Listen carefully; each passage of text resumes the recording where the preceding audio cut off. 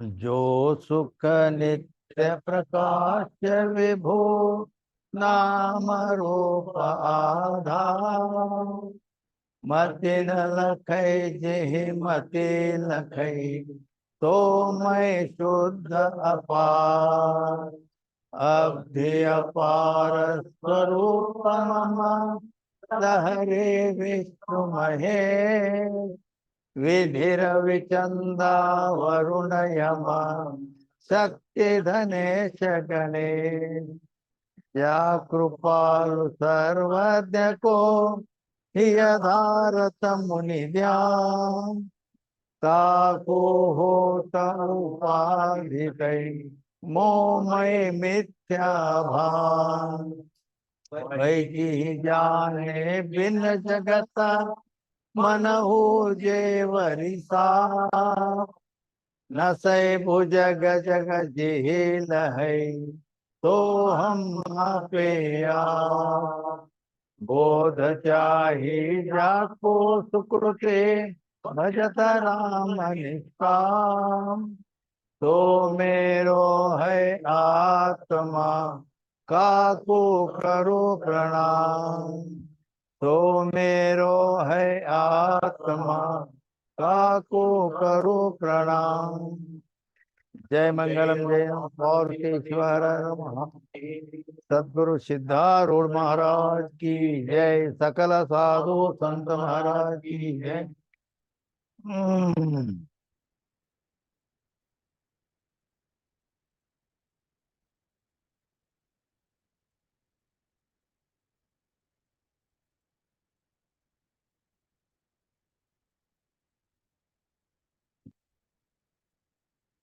ಮೂರ್ನೂರ ಎಪ್ಪತ್ನಾಲ್ಕು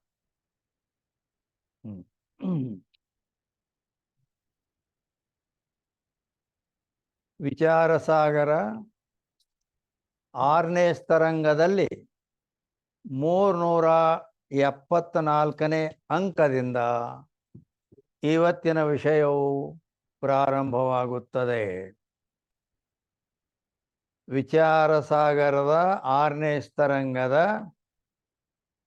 374ನೇ ಅಂಕದಿಂದ ಇವತ್ತಿನ ವಿಷಯವು ಪ್ರಾರಂಭವಾಗುತ್ತದೆ. ಈ 374ನೇ ಅಂಕದಲ್ಲಿ ಈಶ್ವರ ಮತ್ತು ಜೀವನ ಸ್ವರೂಪ ಮತ್ತು ಭೇದ ಅಂದ್ರೆ ಈಶ್ವರ ಮತ್ತು ಜೀವನ ಸ್ವರೂಪತಾ ಭೇದ ಇಲ್ಲ. ಈಶ್ವರನಿಗೂ ಜೀವನಿಗೂ ಸ್ವರೂಪತಾ ಭೇದ ಇಲ್ಲ. ಉಪಾಧಿಯಲ್ಲಿ ಭೇದವಿದೆ, ಸ್ವರೂಪತಾ ಭೇದ ಇಲ್ಲ. ಹೇಗದರ ತಾತ್ಪರ್ಯ? ಈ ವಿಷಯವನ್ನು ಈ 374ನೇ ಅಂಕದಲ್ಲಿ ಹೇಳುವವರಿದ್ದಾರೆ. ಇಲ್ಲಿಯ ತನಕ ಸಾಮಾನ್ಯವಾಗಿ ಈಶ್ವರನ ಬಗ್ಗೆ ಅಂದ್ರೆ ಸಾಮಾನ್ಯ ಮೂಲತಃ ಏನು ವಿಷಯ ಅಂತ ಕೇಳಿದ್ರೆ ಶಿಷ್ಯ ಪ್ರಶ್ನೆ ಮಾಡಿದ್ದ, ಏನಂತ? ಮೈ ಕೌನ್ ಹೂ, ನಾನು ಹೇ ಗುರುದೇವ ನಾನು ಯಾರು ಅಂತ ಕೇಳಿದ್ದ. ಅದಕ್ಕೆ ಆ ಸಚ್ಚಿದಾನಂದ ಸ್ವರೂಪನೇ ನೀನಿದ್ದಿ ಅಂತ ಉತ್ತರ ಹೇಳ್ಕೊಂಡು ಬಂದ್ರು. ಎರಡನೇ ಪ್ರಶ್ನೆ ಏನು ಮಾಡಿದ್ದ? ಸಂಸಾರ ಕಾ ಕರ್ತ ಕೌನ್, ಈ ಜಗತ್ತನ್ನು ಹುಟ್ಟಿಸಿದವರು ಯಾರು ಅಂತ ಕೇಳಿದ್ದ. ಅದಕ್ಕೆ ಈ ಜಗತ್ತನ್ನು ಹುಟ್ಟಿಸಿದವನು ಈಶ್ವರ ಅಂತ ಹೇಳಿದರು. ಅಂದರೆ ಈಗ ಜಗತ್ತನ್ನು ಹುಟ್ಟಿಸಿದವ ಈಶ್ವರ ಅಂತಂದ್ರೆ ಗೊತ್ತಾತ ನಿಮಗೆ?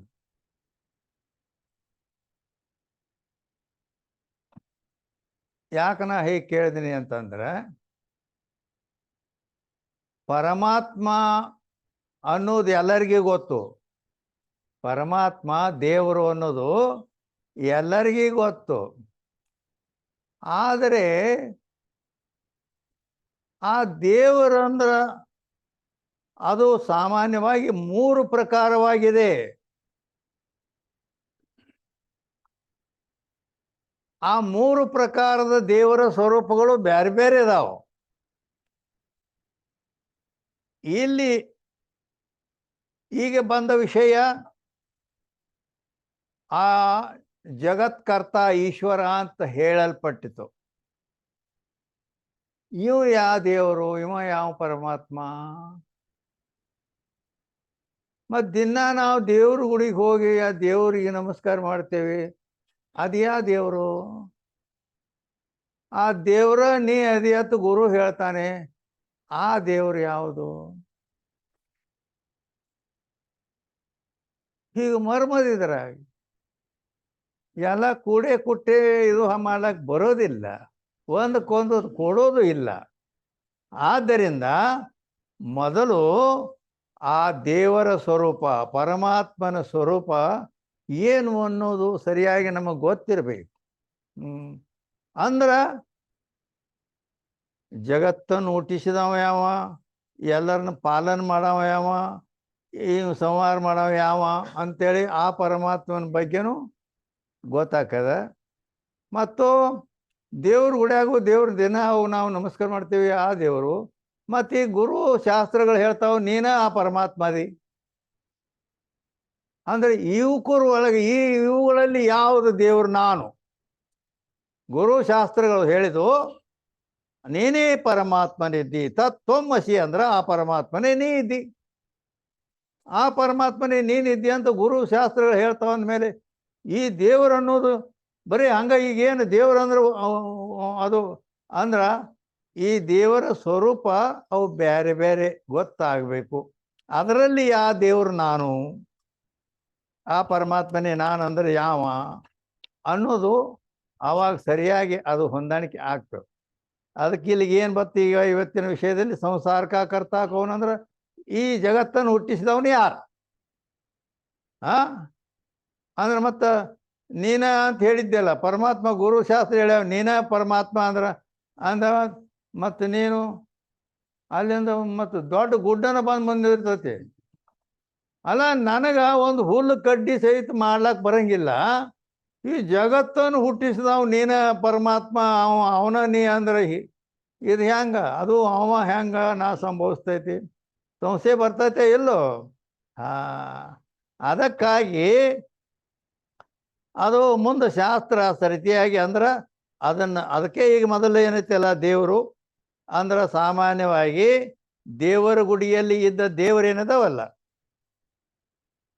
ಅವು ಅಂದ್ರೆ ಸಾಮಾನ್ಯ ದೇವರ ಬಗ್ಗೆ ತಿಳಿಸ್ಬೇಕಂದ್ರೆ ಸಗುಣ ಸಾಕಾರ ದೇವರು. ಒಂದು ದೇವರು ಹೇಗದ? ಸಗುಣ ಸಾಕಾರ ರೂಪದ, ಸಗುಣದ ಮತ್ತು ಒಂದು ಆಕಾರದಿಂದನೂ ಕೂಡ್ಕೊಂಡದ. ಇದು ಒಂದು ದೇವರ ಅದನ ಜಗತ್ತಿನಲ್ಲಿ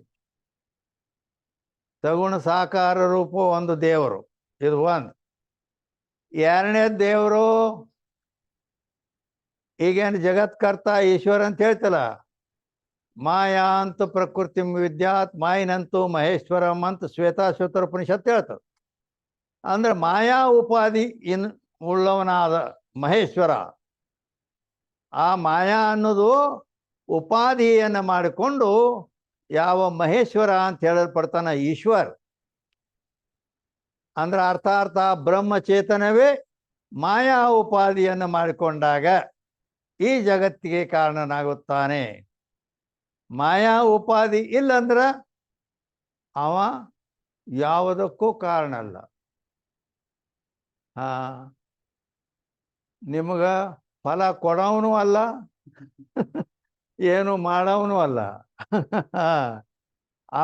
ಅದು ಮೂರನೇ ನಂಬರ್ದಲ್ಲಿ ಐತೆ ಅದು. ಅದಕ್ಕೆ ಈ ರೀತಿ ಈ ಮಾಯಾ ಉಪಾಧಿಯನ್ನು ಮಾಡಿಕೊಂಡು ಆ ಮಹೇಶ್ವರ ಅಂತೇನು ಹೇಳ್ತಾನಲ್ಲ ಪರಮಾತ್ಮ, ಅವ ಈ ಸೃಷ್ಟಿ ಜಗತ್ತನ್ನೆಲ್ಲ ಹುಟ್ಟಿಸಿದವನು. ಎಲ್ಲ ಜೀವಿಗಳನ್ನು ಪಾಲನೆ ಮಾಡವ, ರಕ್ಷಣೆ ಮಾಡವ, ಕಾಪಾಡವ, ಮತ್ತು ಎಲ್ಲರನ್ನು ತಗೊಂಡು ಹೋಗವ. ಅವ ಸರ್ವಜ್ಞ, ಸರ್ವಕರ್ತೃತ್ವ, ಸರ್ವಶಕ್ತಿಗಳಂತ ಈಶ್ವರ ಅಂತ ಹೇಳಲ್ಪಡುತ್ತಾನೆ. ಆ ಈಶ್ವರನ ಬಗ್ಗೆ ಹಿಂದೆ ಇಲ್ಲಿ ತನಕ ವಿಷಯ ನಡೆದುಕೊಂಡು ಬಂದಿದೆ. ಜಗತ್ಕರ್ತ ಯಾರು ಅಂತ ಶಿಷ್ಯ ಕೇಳಿದ್ದ. ಅದಕ್ಕೆ ಈ ಈಶ್ವರ ಜಗತ್ಕರ್ತ ಅದಾನು ಅಂತೇಳಿ ಅವನ ಸ್ವರೂಪ ಹೇಳ್ಕೊಂಬಂದದ ಹಿಂದೆ. ಆ ನಂತರದಲ್ಲಿ ಈಗ 374ನೇ ಅಂಕದಿಂದ ಆ ಈಶ್ವರ ಏನದನಲ್ಲ, ಯಾವ ಸೃಷ್ಟಿಕರ್ತ ಈಶ್ವರ ಮತ್ತು ಜೀವ, ಈ ಜೀವದನಲ್ಲ, ಈ ಜೀವನ ಮತ್ತು ಇವ್ರದ ಬಗ್ಗೆ ಏನು, ಅವ ಪರಮಾತ್ಮ ಅದಾನು, ಈಶ್ವರ ಅದಾನು, ಇವ ಜೀವದನು ಅಂತೇಳಿ ಹೀಗೇನು ಕಾಣ್ತತಿ. ಆ ಈಶ್ವರ ಮತ್ತು ಜೀವರ ಸ್ವರೂಪದಿಂದ ಭೇದ ಇಲ್ಲ ಅಂತ ಹೇಳ್ತಾರೆ. ಅಲ್ಲಿ ಇವತ್ತಿನ ವಿಷಯ ನಡೀತಕ್ಕಂಥದ್ದು ಇದು. ಜೀವನು ಅದಾನು, ಪರಮಾತ್ಮನು ಅದಾನು. ಆ ಪರಮಾತ್ಮನ ಬ್ಯಾರೆ, ಜೀವನ ಬ್ಯಾರೆ ಅನ್ನೋದು ಜಗತ್ತೆಲ್ಲ ಇದನ್ನು ತಿಳ್ಕೊಂಡದ್ದಿದು, ಹೌದಿಲ್ಲ? ಪರಮಾತ್ಮ ಬ್ಯಾರೆ, ಈಶ್ವರ ಬ್ಯಾರೆ, ಮತ್ತು ಜೀವ ಬ್ಯಾರೆ. ಈ ಭೇದ ಬುದ್ಧಿ ಸರ್ವದರಲ್ಲಿ ಐತಿ, ಹೌದಿಲ್ಲ? ಆದರೆ ಇದು ಆ ಈಶ್ವರ ಬ್ಯಾರೆ ಜೀವ ಬ್ಯಾರೆ ಅಂತ ಹೇಳೋದು ಉಪಾಧಿ ಮೂಲಕವಾಗಿ ಭೇದದ. ಕಾರ್ಯೋಪಾಧಿರಯಂ ಜೀವ, ಕಾರಣೋಪಾಧಿರೀಶ್ವರ, ಕಾರ್ಯಕಾರಣತ್ವಾಂ ಹಿತ್ವಾ ಪೂರ್ಣಬೋಧೋ ಅವಶಿಷ್ಯತೆ. ಶಾಸ್ತ್ರ ಏನು ಹೇಳ್ತದ ಅಂತ ಕೇಳಿದರೆ, ಜೀವ ಜೀವ ಅಂತ ನಾವು ಅಂತೀವಲ್ಲ, ಇದೆಲ್ಲ ಜೀವ. 84 ಲಕ್ಷಗಳು ಮನುಷ್ಯರು, ಪಶುಗಳು, ಪ್ರಾಣಿಗಳು ಎಲ್ಲ ಜೀವದವಲ್ಲ. ಈ ಜೀವರು ಅನ್ನೋದು ಮತ್ತು ಅವ ಈಶ್ವರನ ಇಬ್ಬರೂ ಉಪಾಧಿಯ ಭೇದದಿಂದ ಆಗಿದೆ. ಉಪಾಧಿ ಆ ತೆಳಗಿಂದು ಒಂದು ಸ್ವಲ್ಪ ಅದ್ರ ಮ್ಯಾಲೆ ಪರವಾಗಿಲ್ಲ. ಅಂದರೆ ಉಪಾಧಿಯ ಭೇದದಿಂದ, ಉಪಾಧಿ ಅಂತಕ್ಕಂಥದ್ದು ಏನೈತಿ, ಅದು ಈಶ್ವರ ಮತ್ತು ಜೀವರ ಸ್ವರೂಪಸೇ ಭೇದನೆ ಅಂತ ಅವ್ರು ಹೇಳ್ಯಾರ. ಇಲ್ಲಿ ಈಶ್ವರನಿಗೂ ಜೀವನಿಗೂ ಸ್ವರೂಪ ಭೇದ ಇಲ್ಲ ಅಂತ ಹೇಳಿದ್ರ. ನಮಗರ ಭೇದ ಕಾಣ್ತತೆ ಇಲ್ಲೋ? ದೇವರ ಬ್ಯಾರೆ ಮತ್ತು ಜೀವನ ಬ್ಯಾರೆ ಅಂದಾಗ ಇಲ್ಲಿ ಶಾಸ್ತ್ರದಲ್ಲಿ ಸ್ವರೂಪತಾ ಭೇದ, ಒಂದು ಸ್ವರೂಪತಾ ಭೇದ ಅಂತ ಐತಿ, ಇನ್ನೊಂದು ಉಪಾಧಿಕೃತ ಭೇದ ಅಂತ ಒಂದೈತಿ, ಒಂದು ನಾಮ ಮಾತ್ರ ಭೇದ ಅಂತ ಇನ್ನೊಂದು ಮೂರನೇದ್ದು ಹೇಳಲ್ಪಡುತ್ತದೆ. ಏನು? ಸ್ವರೂಪತಾ ಭೇದ, ಉಪಾಧಿಕೃತ ಭೇದ ಎರಡನೇದ್ದು, ಮೂರನೇದ್ದು ನಾಮ ಮಾತ್ರ ಭೇದ. ಸ್ವರೂಪತಾ ಭೇದ ಅಂತ ಎದಕ್ಕೆ ಅನ್ಬೇಕು ಅಂತ ಕೇಳಿದರೆ, ಇದು ಗ್ರಂಥ ಐತಿ, ಇದು ಗ್ರಂಥ ಅದ, ಮತ್ತು ಇದು ಚಸ್ಮಾ ಅದ. ಚಸ್ಮಾ ಅಂದ್ರೆ ಬೇರೆ, ಗ್ರಂಥ ಅಂದ್ರೆ ಬೇರೆ, ಹೌದಲ್ಲ? ಏನು ಎರಡು ಒಂದನು? ಈ ಗ್ರಂಥ ಚಸ್ಮಾ ಆಗ್ಲಾಕ್ ಬರಂಗಿಲ್ಲ, ಚಸ್ಮಾ ಗ್ರಂಥ ಆಗ್ಲಾಕ್ ಬರಂಗಿಲ್ಲ, ಬೇರೆ ಬೇರೆ ಭೇದದ. ಇದಕ್ಕೆ ಸ್ವರೂಪತಾ ಭೇದ ಅನ್ನುತ್ತಾರೆ. ಹೀಗೆ ಜಗತ್ತಿನಲ್ಲಿರ್ತಕ್ಕಂಥ ಪ್ರತಿಯೊಂದು ವಸ್ತುಗಳು ಅವು ಪರಸ್ಪರ ಭೇದ ಉಳ್ಳವುಗಳಾಗಿರ್ತವೆ. ಅಂದ ಮೇಲೆ ಇದು ಸ್ವರೂಪತಾ ಭೇದ. ಏನು ಎರಡನೇದು ಏನು ಹೇಳಿದೀವಿ? ಉಪಾಧಿಕೃತ ಭೇದ ಅಂತ ಹೇಳಿದೀವಿ. ಉಪಾಧಿಕೃತ ಭೇದ ಅಂದ್ರ ಉಪಾಧಿಯ ಮೂಲಕವಾಗಿ ಅವರು ಬ್ಯಾರೆ ಬ್ಯಾರೆ ಭೇದ ಇರ್ತದ ಐತಿ. ಇದು ಯಾರು ಅಂತಂದ್ರ ಜೀವ, ಈಶ್ವರ್, ಇವರಿಬ್ಬರಿಗೆ ಉಪಾಧಿಕೃತ ಭೇದವಿದೆ. ಅದರ ಸ್ವರೂಪತ ಭೇದ ಇಲ್ಲ. ಉಪಾಧಿ ಭೇದದ, ಸ್ವರೂಪದಿಂದ ಭೇದಿಲ್ಲ. ಹೇಗದ ಅಂದ್ರ ಅದಕ್ಕಾಗಲೇ ನಾ ಏನು ಹೇಳಿದೆ, ಕಾರ್ಯೋಪಾಧಿರಯಂ ಜೀವ, ಕಾರಣೋಪಾಧಿರೀಶ್ವರ, ಕಾರ್ಯಕಾರಣತ್ವಾಂ ಹಿತ್ವಾ ಪೂರ್ಣಬೋಧೋ ಅವಶಿಷ್ಯತೆ. ಹಿಂಗ ಶಾಸ್ತ್ರ ನಮಗೇನು ಪ್ರಮಾಣ ಮಾಡ್ತದಂತಂದ್ರೆ, ಜೀವ ಅಂತ ಎದಕ್ಕೆ ಅನ್ಬೇಕು ಅಂತ ಕೇಳಿದ್ರೆ, ಕಾರ್ಯ ಉಪಾದಿಯಿಂದ ಜೀವ ಅಂತ ಅನಿಸ್ಕೊಂಡಿದ್ದಾನೆ ಅಂತ ಹೇಳ್ತು. ಈಶ್ವರ ಅಂತ ಎದಕ್ಕೆ ಅನ್ಬೇಕಂದ್ರ ಕಾರಣ ಉಪಾದಿಯಿಂದ ಈಶ್ವರ ಅಂತ ಹೇಳ್ಕೊಂಡು ಬಂದ. ಅಂದ್ರ ಗೊತ್ತಾತ ನೀವು? ಇಲ್ಲ. ಕಾರಣ ಉಪಾದಿಯಿಂದ ಈಶ್ವರ ಅಂದ್ರ, ಕಾರಣ ಅಂದ್ರ ಮಾಯಾ. ಮಾಯಾ ಬಂದಾಗ ಮತ್ತೆ ಜಗತ್ತಿಗೆ ಕಾಣ್ತಾ ಸಿದ್ಧ ಆಗ್ತದ. ಮಾಯೆಯನ್ನು ಬಿಟ್ಟರೆ ಜಗತ್ತಿಗೆ ಕಾಣ್ತಾ ಸಿದ್ಧ ಆಗುವುದಿಲ್ಲ. ಆದ್ದರಿಂದ ಆ ಸ್ವರೂಪತ ಬ್ರಹ್ಮ ಚೈತನ್ಯವೇ ಇದ್ದದ್ದು. ಅದು ಜೀವ ಆಗ್ಬೇಕಾದ್ರೆ, ಅದು ಈಶ್ವರ ಆಗ್ಬೇಕಾದ್ರೆ ಅದು ಅದೇ ಕಾರಣ ಐತೆ ಅದು. ಅದಕ್ಕೆ ಅಲ್ಲಿ ಉಪಾಧಿ ಭೇದ, ಅದು ಸ್ವರೂಪತ ಒಂದೇ ಅದ ಕರೆ. ಆದರೂ ಅಲ್ಲಿ ಅದು ಗುಣಗಳ ಭೇದದಿಂದ ಭೇದಪಟ್ಟಿದೆ. ಹೀಗೊಂದು ಒಳಮಗ್ಗಲು ಸ್ವಲ್ಪ ಸೂಕ್ಷ್ಮ ಅದು. ಹೆಂಗ್ ಅದು ಜೀವನಿಗೆ, ಈಶ್ವರನಿಗೆ ಉಪಾಧಿ ಏನು? ಮಾಯಾ. ಹೌದಲ್ಲ? ಮಾಯಾ ಈಶ್ವರನಿಗೆ ಉಪಾಧಿ ಅದ, ಜೀವನಿಗೆ ಅಜ್ಞಾನ ಉಪಾಧಿ ಅದ. ಉಪಾಧಿ ಅಂದ್ರೆ ಜೀವನಿಗೆ ಮಾಯಾ ಉಪಾಧಿ, ಜೀವನಿಗೆ ಅಜ್ಞಾನ ಉಪಾಧಿ, ಈಶ್ವರನಿಗೆ ಮಾಯಾ ಉಪಾಧಿ ಅಂತ ಹೇಳಿದ್ವಿ. ಉಪಾಧಿ ಅಂದ್ರೆ ಏನು? ಉಪಾಧಿಯ ಲಕ್ಷಣ ಏನು?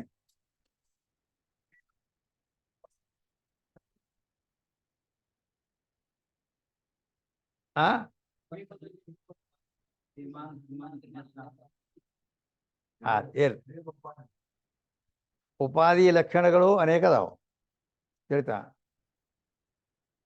ಅಂದರೆ ಸ್ವರೂಪೇ ಅಪ್ರವಿಷ್ಟತ್ವೇ ಸತಿ ವರ್ತಮಾನ್ ಇತರ ಪದಾರ್ಥ ವ್ಯಾವರ್ತಕಂ ಉಪಾಧಿತ್ವಂ. ಇದು ಉಪಾಧಿಯ ಲಕ್ಷಣವೇ, ಹೇಳ್ತಾ. ಸ್ವರೂಪೇ ಅಪ್ರವಿಷ್ಟತ್ವೇ ಸತಿ ವರ್ತಮಾನ್ ಇತರ ಪದಾರ್ಥ ವ್ಯಾವರ್ತಕತ್ವಂ ಉಪಾಧಿತ್ವಂ ಅಂತೇಳಿ ಇದು ಲಕ್ಷಣದ.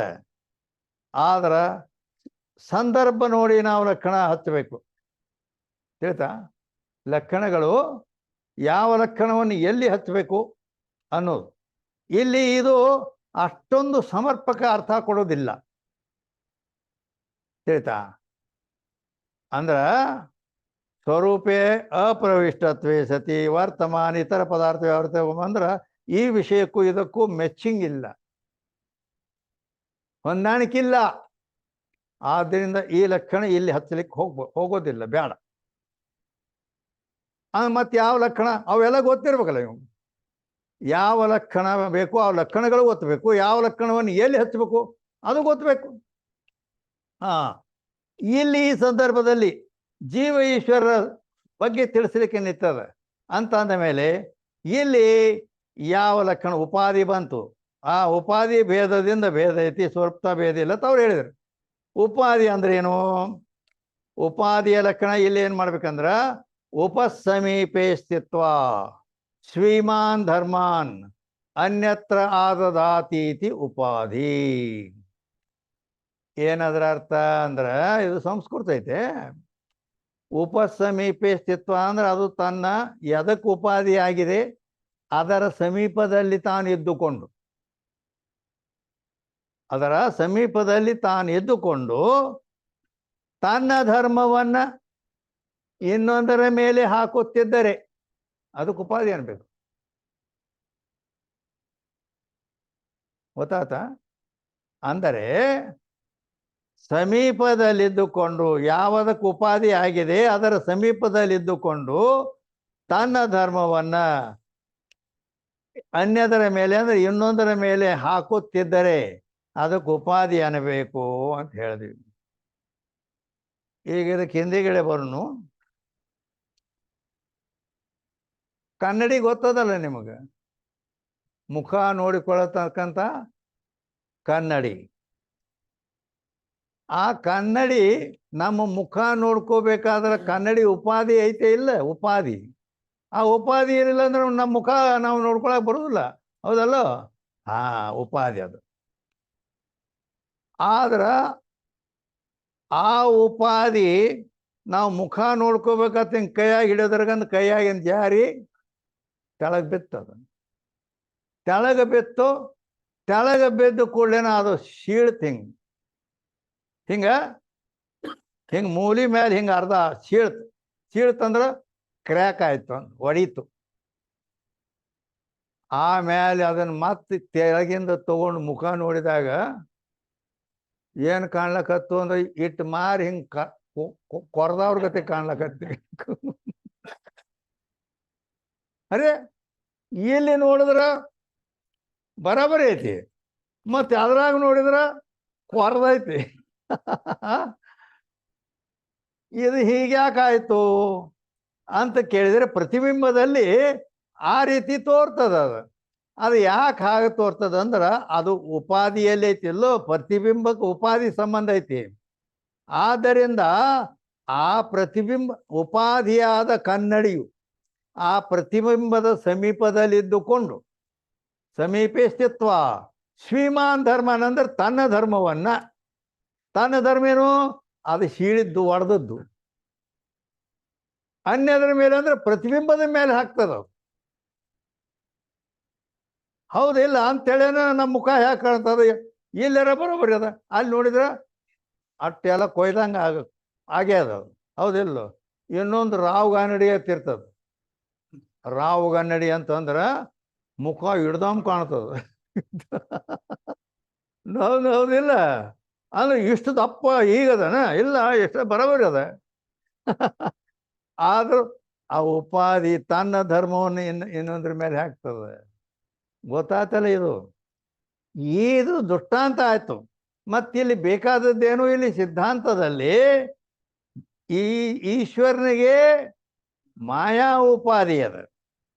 ಹಾ, ಮಾಯಾ ಉಪಾಧಿ ಅದ ಅಂದಮೇಲೆ ಆ ಮಾಯಾ ಹೇಗದ? ವಿಶುದ್ಧ ಸತ್ವಗುಣ ಸಹಿತವಾದ ಮಾಯಾ ಅಂದ್ರ ವಸ್ತು ಒಂದೇ ಅದ. ವಸ್ತು ಒಂದೇ ಇದ್ರೂ ಕೂಡ ಗುಣಗಳ ಭೇದದಿಂದ ಭೇದವಾಗಿದೆ.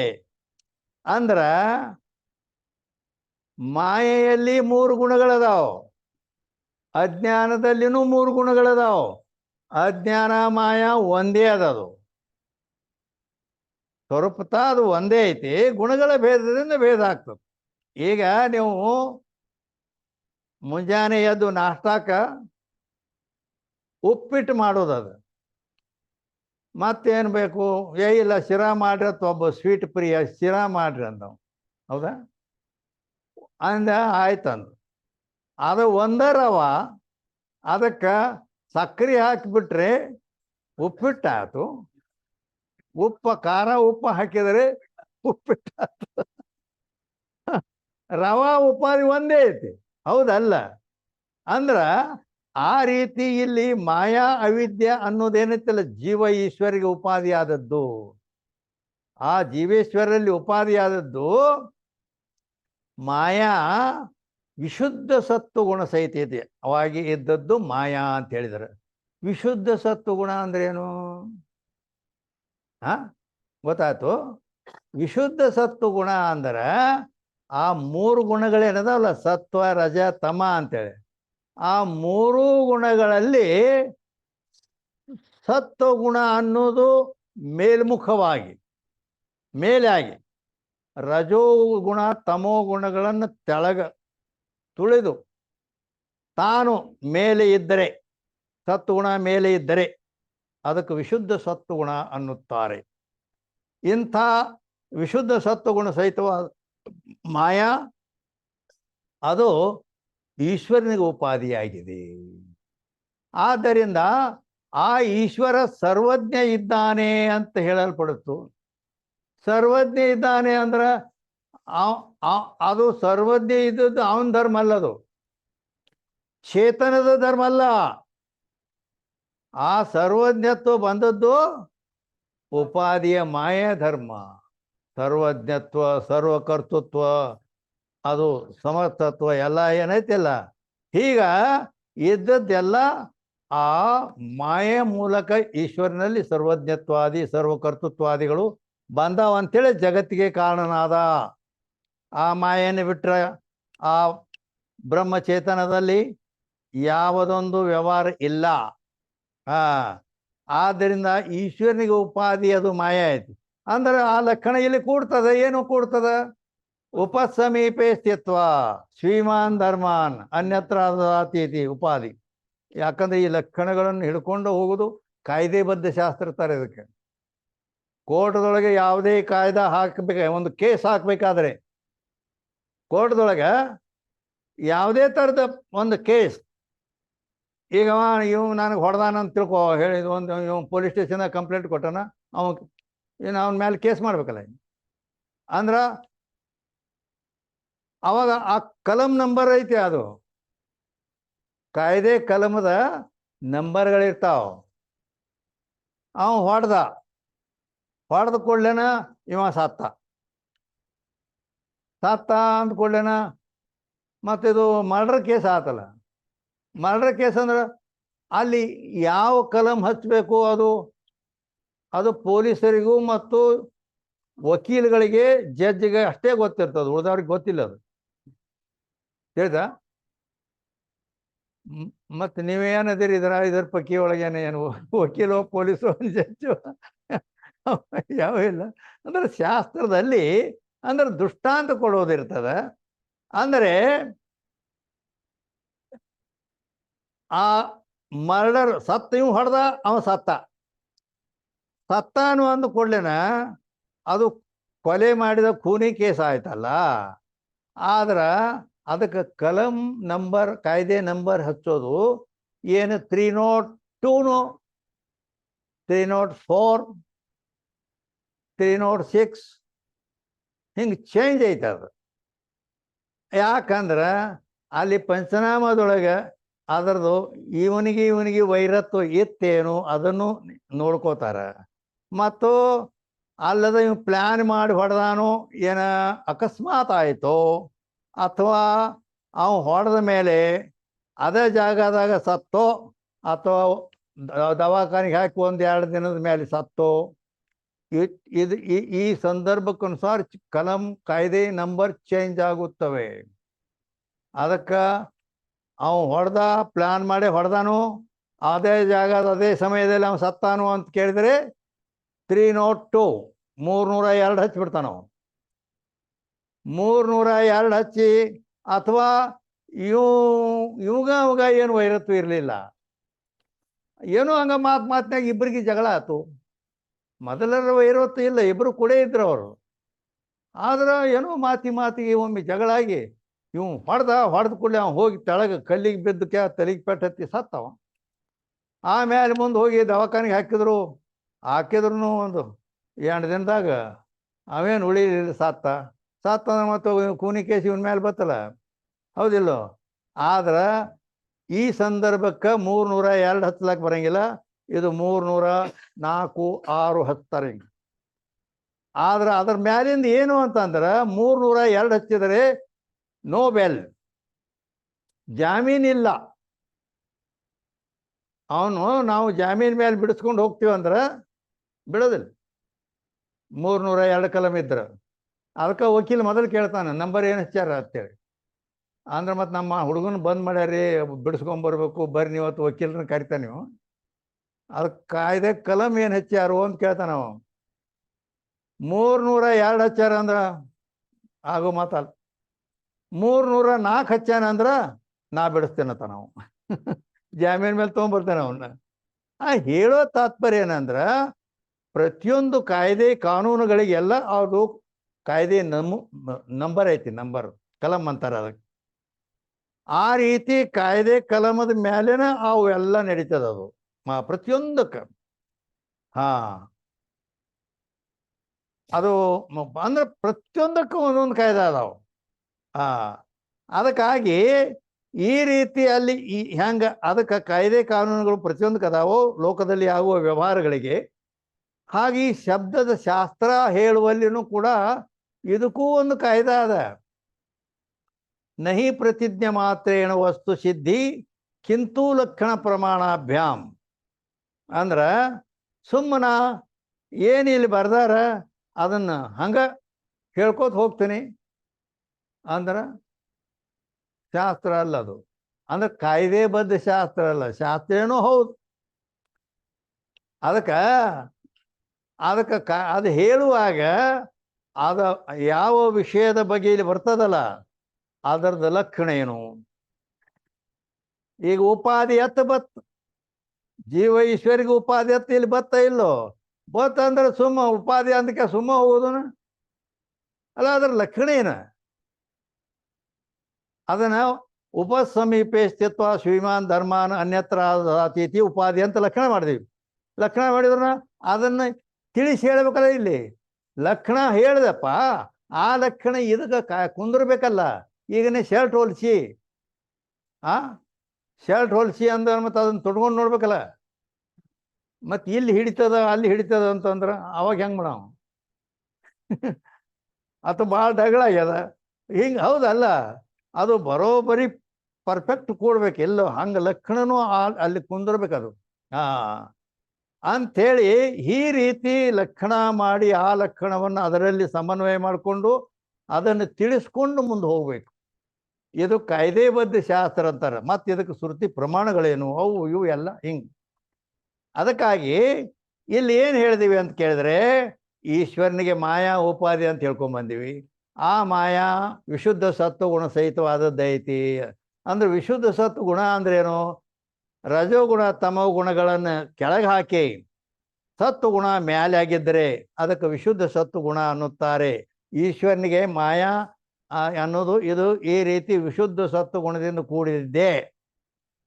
ಆದ್ದರಿಂದ ಅವನು ಸರ್ವಜ್ಞ ಅಂತ ಹೇಳಲ್ಪಡ್ತಾನೆ.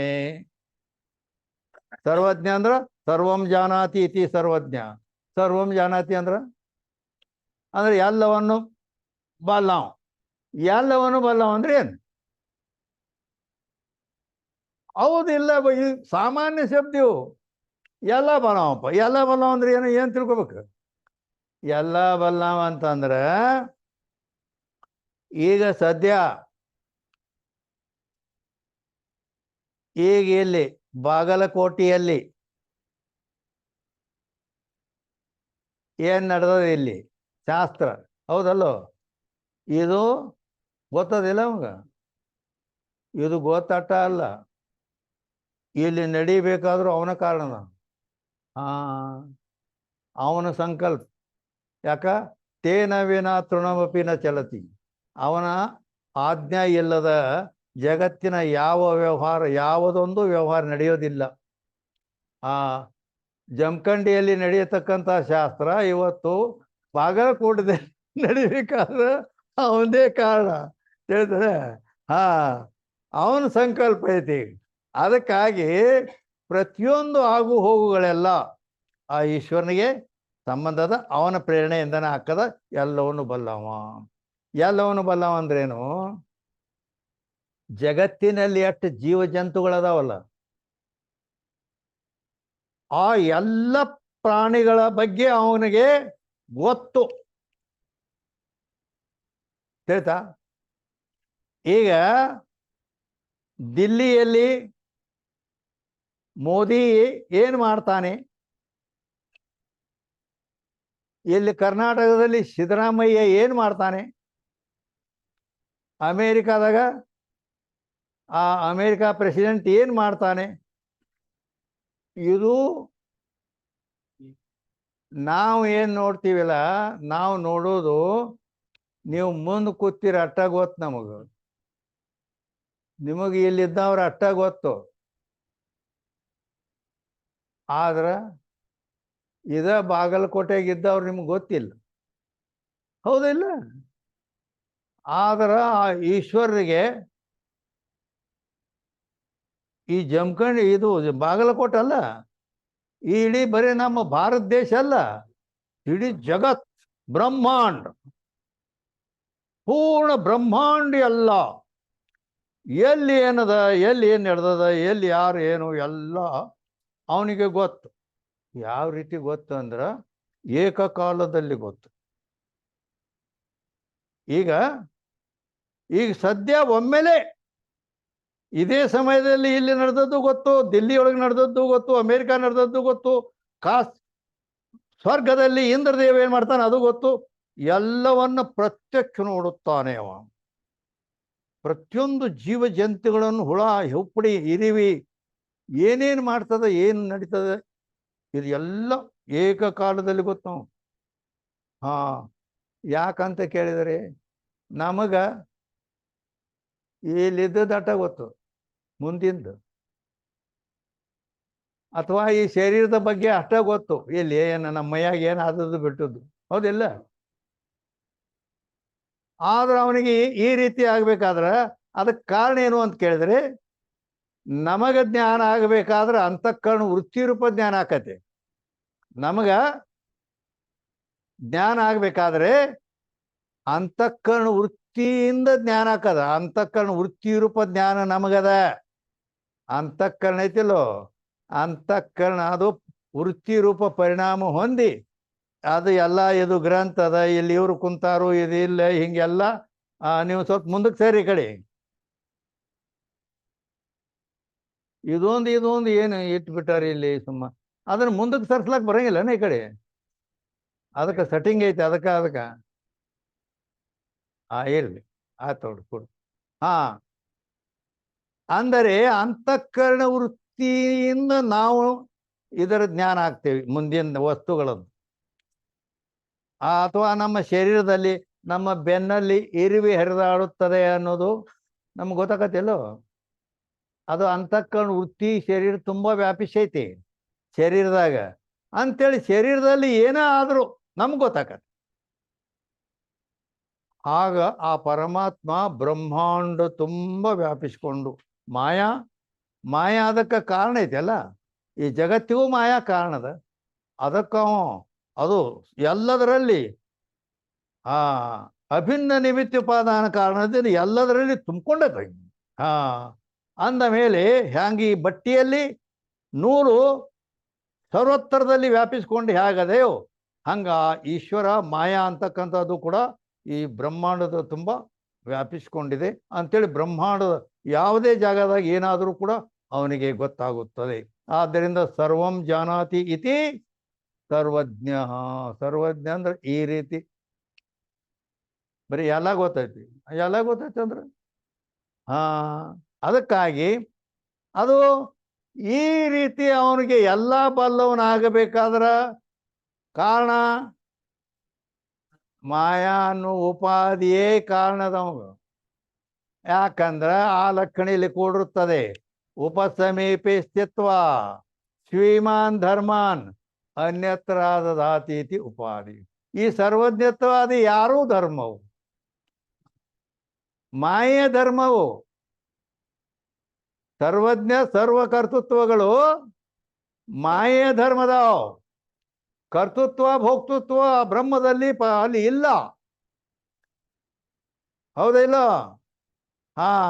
ಕರ್ತೃತ್ವಾದಿಗಳ ಈ ಸೃಷ್ಟಿಕರ್ತ ಮತ್ತು ಇವುಗಳಿಗೆ ಫಲ ಕೊಡೋದು, ಇವುಗಳಿಗೆಲ್ಲ ಕರ್ಮಾನುಸಾರ ಏನು ಮಾಡೋದು ಹೋಗೋದು ಎಲ್ಲ ಐತೆನೋ ನಿಷ್ಕ್ರಿಯ ಬ್ರಹ್ಮದು, ಅಕರ್ತ ಭೋಕ್ತ. ಆದರೂ ಮಾಯಾ ಮೂಲಕವಾಗಿ ಈ ವ್ಯವಹಾರ ಅದಾವು. ಅಂದ್ರೆ ಆ ಮಾಯಾ ತನ್ನ ಧರ್ಮವನ್ನು ಅದರ ಮೇಲೆ ಹಾಕಿದೆ. ಆದ್ದರಿಂದ ಮಾಯಾಕ ಉಪಾಧಿ ಅನ್ನುವುದು ಸಂಭವಿಸುತ್ತದೆ. ಇಲ್ಲಿ ಉಪಾಧಿ ಅಂದ್ರೆ ಗೊತ್ತಾತಲ್ಲ, ಜೀವನಿಗೆ ಉಪಾಧಿ. ಜೀವನಿಗೆ ಉಪಾಧಿ ಏನು? ಅಜ್ಞಾನ ಅವಿದ್ಯೆ ಅಂತಾರ. ಅದು ವಸ್ತುತಃ ಒಂದೇ ಅದು. ಅಜ್ಞಾನದಲ್ಲಿನೂ ಮಾಯೆಯಲ್ಲಿ 3 ಗುಣ ಅದಾವು, ಅಜ್ಞಾನದಲ್ಲಿನೂ 3 ಗುಣನೇ ಅದಾವು. ಅದು ವಸ್ತು ಒಂದೇ ಅಂತೇಳಿ. ರವಾ ಶಿರಾಕು ಅದೇ ಕಾರಣ, ಉಪ್ಪಿಟ್ಟಕ್ಕೂ ಅದೇ ಕಾರಣ ಐತೆ ತಿಳಿಯವಲ್ಲ. ಹಂಗ ಅದು ಮಾಯಾ ಶಿರ ಇದ್ದಂಗೆ, ಇದು ಉಪ್ಪಿಟ್ಟದಂಗೆ. ಜೀವನಿ ಉಪಾಧಿ ಅಜ್ಞಾನ, ಹೌದಿಲ್ಲೋ? ಆದ್ರ ಆ ಈಶ್ವರ ಸರ್ವಜ್ಞ ಅದಾನ, ಜೀವ ಅಲ್ಪಜ್ಞ ಅದಾನ. ಅಲ್ಪಜ್ಞೆ ಅಷ್ಟು ಜ್ಞಾನ ಐತೆನ ಅವನಿಗೆ. ಆಗಲೇ ಹೇಳಿನ, ಇಲ್ಲಿದ ಅಟ್ಟ ಗೊತ್ತು, ಮುಂದಿಂದೇನು ಗೊತ್ತಿಲ್ಲ. ಇವನಿಗೆ ನಾನು ಒಬ್ಬನೇ ಗೊತ್ತು, ಅವನ ಹಿಂದೆ ಯಾರ್ದಾರೆ ಯಾರೂ ಗೊತ್ತೇ ಇಲ್ಲ ಅವನಿಗೆ. ಬರೋಬ್ಬರಿ. ಹಾ, ಆದ್ರೆ ಅವನಿಗೆ ಹಿಂದ ಮುಂದ ತೆಳಗ ಮ್ಯಾಲೆ ಎಲ್ಲಿ ಬೇಕು ಎಲ್ಲ ಗೊತ್ತು. ಆದ್ದರಿಂದ ಅದು ಜೀವನಿಗೆ ಅಲ್ಪಜ್ಞತ್ವ, ಪರಿಚ್ಛಿನ್ನತ್ವ, ಇವೆಲ್ಲ ಅಲ್ಪಶಕ್ತಿತ್ವ ಇವು ಯಾಕೆ ಬಂದು ಅಂತಂದ್ರೆ ಇವನ ಉಪಾಧಿ ಅಜ್ಞಾನ ಏನೈತಲ್ಲ, ಅದು ಮಲಿನ ಸತ್ವ ಗುಣದಿಂದ ಕೂಡಿದಂಥ ಅಜ್ಞಾನ. ಅದು ವಿಶುದ್ಧ ಸತ್ವ ಗುಣ ಇದ್ದರೆ ಇದು ಮಲಿನ ಸತ್ವ ಗುಣ ಆಯ್ತು. ಮಲಿನ ಸತ್ವ ಗುಣ ಅಂದ್ರೇನು? ಮಲಿನ ಸತ್ವಗುಣ ಅಂದರೆ ಸತ್ವಗುಣ ರಜೋಗುಣವನ್ನ ಸತ್ವಗುಣವನ್ನು ಕೆಳಗೆ ಹಾಕಿ ರಜೋಗುಣ ತಮೋ ಗುಣಗಳು ಮೇಲೆ ಆಗಿವೆ. ಯಾವುದು ಪವರ್ಫುಲ್ ಇತ್ತೋ ಅದನ್ನ ತೆಳಗೆ ತೊಳೆದವು, ತೆಳಗೆ ಹಾಕಿ ಇವು ಮೇಲಿದಾವು.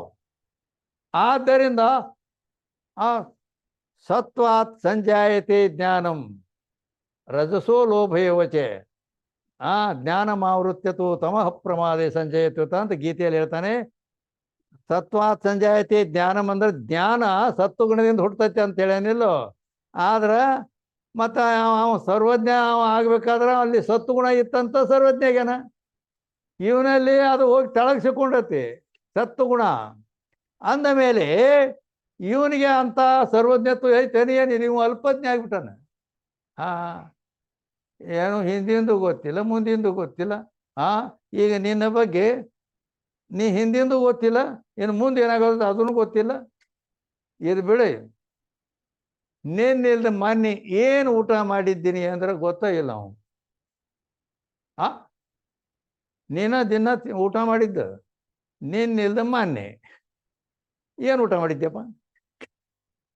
ಇಲ್ಲ, ಇಟ್ಟದಾಗ ಮರಬೇಡ ಅದು. ಯಾಕಂದ್ರೆ ಅದು ತಮೋ ಗುಣ ಮ್ಯಾಲೆ ಆಗಿಬಿಟ್ಟತಿ. ರಜೋಗುಣ ತಮೋ ಗುಣ ಮ್ಯಾಲದವು, ಸತ್ಗುಣ ಕೆಳಗೆ. ಆದ್ದರಿಂದ ಅದಕ್ಕೆ ಇಲ್ಲಿ ಹೀಗಾಗಲಿಕ್ಕೆ ಕಾರಣ, ಅಲ್ಪಜ್ಞಾನ ಆಗಲಿಕ್ಕೆ ಕಾರಣ ಅಂತಂದ್ರೆ ಆ ಉಪಾಧಿಯ ಲಕ್ಷಣ ಸ್ವರೂಪೇ ಎಲ್ಲ ಸಮೀಪೆ ಉಪಸಮೀಪೆ ಸ್ಥಿತ್ವ ಶ್ರೀಮಾನ್ ಧರ್ಮಾನ್ ಅನ್ಯತ್ರ ದದಾತಿ ಉಪಾಧಿ. ಅಂದ್ರೆ ಅದು ಈ ಮಲಿನ ಸತ್ವಗುಣವುಳ್ಳಂಥ ಈ ಅಜ್ಞಾನ ರೂಪ ಉಪಾಧಿ ಇದು ಆ ಜೀವನ ಸಮೀಪದಲ್ಲಿದ್ದುಕೊಂಡು ತನ್ನ ಧರ್ಮವಾದ ಅಲ್ಪಜ್ಞತ್ವಾದಿಗಳನ್ನ, ಅಸಮರ್ಥತೆಯನ್ನ ಇವು ಎಲ್ಲ ಜೀವನ ಮೇಲೆ ಹಾಕಿದೆ. ಆದ್ದರಿಂದ ಜೀವ ಅಲ್ಪಜ್ಞನಾಗಿದ್ದಾನೆ, ಅಲ್ಪ ಶಕ್ತಿ ಉಳ್ಳವನಾಗಿದ್ದಾನೆ, ಪರಿಚ್ಛಿನ್ನನಾಗಿದ್ದಾನೆ. ಇವೆಲ್ಲ ಉಪಾಧಿಯ ಮೂಲಕವಾಗಿ, ಯಾಕೆ ಉಪಾಧಿಯ ಮೇಲೆ ಹಾಕ್ಯಾರ. ಈಗ ಗೊತ್ತಾತಲ್ಲ ಇದು ಲಕ್ಷಣಕ್ಕೆ, ಇದಕ್ಕೆ ಬರೋಬರಿ. ಆದ್ದರಿಂದ ಈ ರೀತಿಯಲ್ಲಿ ಏನು ಹೇಳ್ತಾರ ಅವರು ಅಂತ ಕೇಳಿದ್ರೆ, ಈಶ್ವರ ಹರಿ ಓಂ ಬರೀ ಹೆಡ್ಡಿಂಗ್ದಾಗ ಅದೇವಿನ ಈಶ್ವರ ಅವ್ರ ಜೀವನ ಸ್ವರೂಪದಲ್ಲಿ ಭೇದ ಇಲ್ಲ ಅಂತ ಹೇಳ್ಯಾರ. ಇಟ್ರನ್ನ ತಿಳಿಸೋದಕ್ಕೆ ಇಟ್ಟೋತೈತಿ. ಈಗ ಅಂದ್ರ ಆ ಜೀವನ ಸ್ವರೂಪದಲ್ಲಿ ಭೇದ ಇಲ್ಲ ಅಂತ ಅವ್ರು ಹೇಳಿದ್ರು.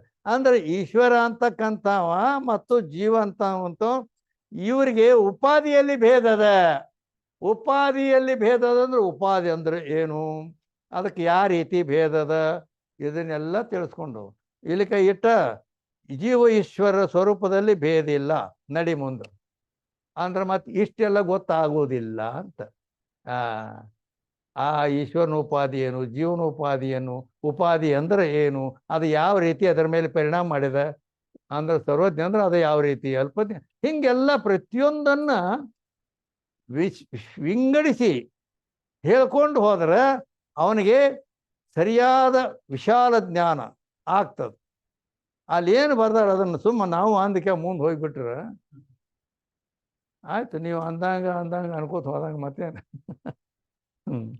ಇರಲಿ, ಅದನ್ನು ಮೂರು ಪ್ರಕಾರ ಇದನ್ನು ಹೇಳಿದೀವಲ್ಲ. ಏನು ಅಲ್ಲಿ ಮೂರು ಪ್ರಕಾರದ ಭೇದಗಳೇನು? ಸ್ವರೂಪತಾ ಭೇದ, ಉಪಾಧಿಕೃತ ಭೇದ, ನಾಮ ಮಾತ್ರ ಭೇದ ಅಂತ ಹೇಳಿದ್ದೀವಿ. ಸ್ವರೂಪತಾ ಭೇದ ಘಟಪಟಾದಿ ಪ್ರತಿಯೊಂದು ವಸ್ತುಗಳಲ್ಲಿ ಭೇದ ಇದ್ದದ್ದು ಸ್ವರೂಪತಾ ಭೇದ ಅಂತ ಹೇಳ್ಕೊಂಡ್ ಬಂದೀವಿ. ಉಪಾಧಿಕೃತ ಭೇದ ಅಂದ್ರೆ ಜೀವ ಈಶ್ವರಿಗೆ ಉಪಾಧಿಕೃತ ಭೇದ ಐತಿ. ಈ ರೀತಿ ಭೇದ ಐತಿ. ವಿಶುದ್ಧ ಸತ್ವಗುಣ ಸಹಿತ ಮಾಯಾ ಉಪಾಧಿ, ಮಲಿನ ಸತ್ವಗುಣ ಸಹ ಅದು ಅವಿದ್ಯಾ. ಇದು ಜೀವನಿಗೆ ಉಪಾಧಿ. ಈ ರೀತಿ ಇಲ್ಲಿ ಉಪಾಧಿಕೃತ ಭೇದ ಜೀವ ಈಶ್ವರಿಗೆ ಅದ. ಜೀವ ಈಶ್ವರಿಗೆ ಬೇರೆ ಹೇಳಬೇಕಾದ್ರೆ ಈಶ್ವರ ಬೇರೆ, ಜೀವ ಬೇರೆ ಹೇಳ್ಬೇಕಾದ್ರೆ ಉಪಾಧಿಯ ಭೇದದಿಂದ ಅವರು ಬೇರೆ ಅಂತ ಹೇಳಿದ್ದಾರೆ. ಇನ್ನೊಂದು ಏನು ಹೇಳಿದ್ಯಾ? ನಾಮ ಮಾತ್ರ ಭೇದ ಅಂತ ಹೇಳಿದ್ದೆ. ನಾಮ ಮಾತ್ರ ಭೇದ ಅಂದ್ರ ಭೇದ ಅನ್ನೋದು ಬರೀ ಹೆಸರು ಅಷ್ಟೇ ಅದ, ವಸ್ತುವಿನಲ್ಲಿ ಭೇದ ಇಲ್ಲ. ಅಂದರೆ ಅದು ಯಾವುದು ಅಂತ ಕೇಳಿದರೆ ಕೂಟಸ್ಥ ಬ್ರಹ್ಮರಿಗೆ, ಕೂಟಸ್ಥನಿಗೂ ಬ್ರಹ್ಮಕ್ಕೂ ಕೂಟಸ್ಥ ಅಂದ್ರೆ ಅಂದರೆ ಏನು ಅಂದ್ರೆ ಅದರ ಲಕ್ಷಣ ಏನು ಅಂತ ಹಿಂಗದರ ಅರ್ಥ. ಅಂದ್ರೆ ಕೂಟಸ್ಥ ಅಂದ್ರೆ ಕೂಟಸ್ಥನ ಲಕ್ಷಣ ಏನು ಅಂತ ಕೇಳಿದಂಗೆ ಅದ. ಕೂಟವತ್ ನಿರ್ವಿಕಾರ ರೂಪೇಣ ಸ್ಥಿತಿ ಸ ಕೂಟಸ್ಥ ಉಚ್ಯತೆ. ಹಿಂಗಂದ್ರೆ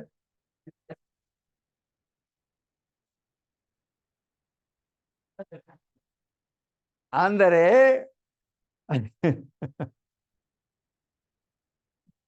ಕಂಬಾರ ಮನೆಯಲ್ಲಿದ್ದ ಒಂದು ಅಡೆಗಲ್ಲು ಅಂತಿರ್ತದೆ, ಯಾವುದ್ರ ಮೇಲೆ ಕಬ್ಬಣ ಇಟ್ಟು ಬಡಿತಿರ್ತಾನವ. ಅದು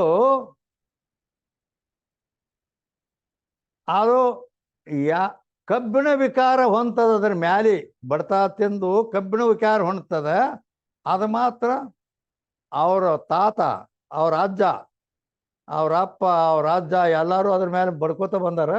ಅದು ಇನ್ನೂವರೆಗೂ ಇವನ ಮಕ್ಕಳು ಮೊಮ್ಮಕ್ಕಳು ಬಡ್ಕೋತ ಹೋದ್ರು ಅದು ಹೆಂಗಿದ್ದದ್ದು ಹಂಗೆ ಇರ್ತದ. ಹೌದಲ್ಲ? ಅದರಲ್ಲಿ ಏನು ವಿಕಾರ ಆಗುವುದಿಲ್ಲ. ಆದ್ದರಿಂದ ಅದು ದುಷ್ಟಾಂತ ಏಕದೇಶಿ ಹೋವೆ. ಕೂಟವತ್ ಅದು ಹೇಗೆ ಅದನ್ನು ತಿಳಿಸಿಕೊಡ್ಲಾಕ, ಕೂಟಸ್ಥನ್ನು ತಿಳಿಸಿಕೊಡ್ಲಿಕ್ಕೆ ಅದು ಒಂದು ದುಷ್ಟಾಂತ ಉಪಾಧಿ. ನಿರ್ವಿಕಾರ ರೂಪೇಣ ಅದು ಹೇಗೆ ಯಾವ ವಿಕಾರ ಹೊಂದಲಾರದೆ ಇರುತ್ತದೆಯೋ ಹಾಗೆ. ಈಗ ದೇಹ ಸಣ್ಣ ಮಗು ಇದ್ದಾಗ ಪ್ರತಿಯೊಬ್ಬರು ಪ್ರೀತಿ ಮಾಡಿ ಅದಕ್ಕೆ ಮುದ್ದು ಕೊಡ್ತಾರೆ, ಹೌದಾ? ಅದೇ ಮುಂದೆ ಹೋಗಿ ವಿಕಾರ ಹೊಂತದ.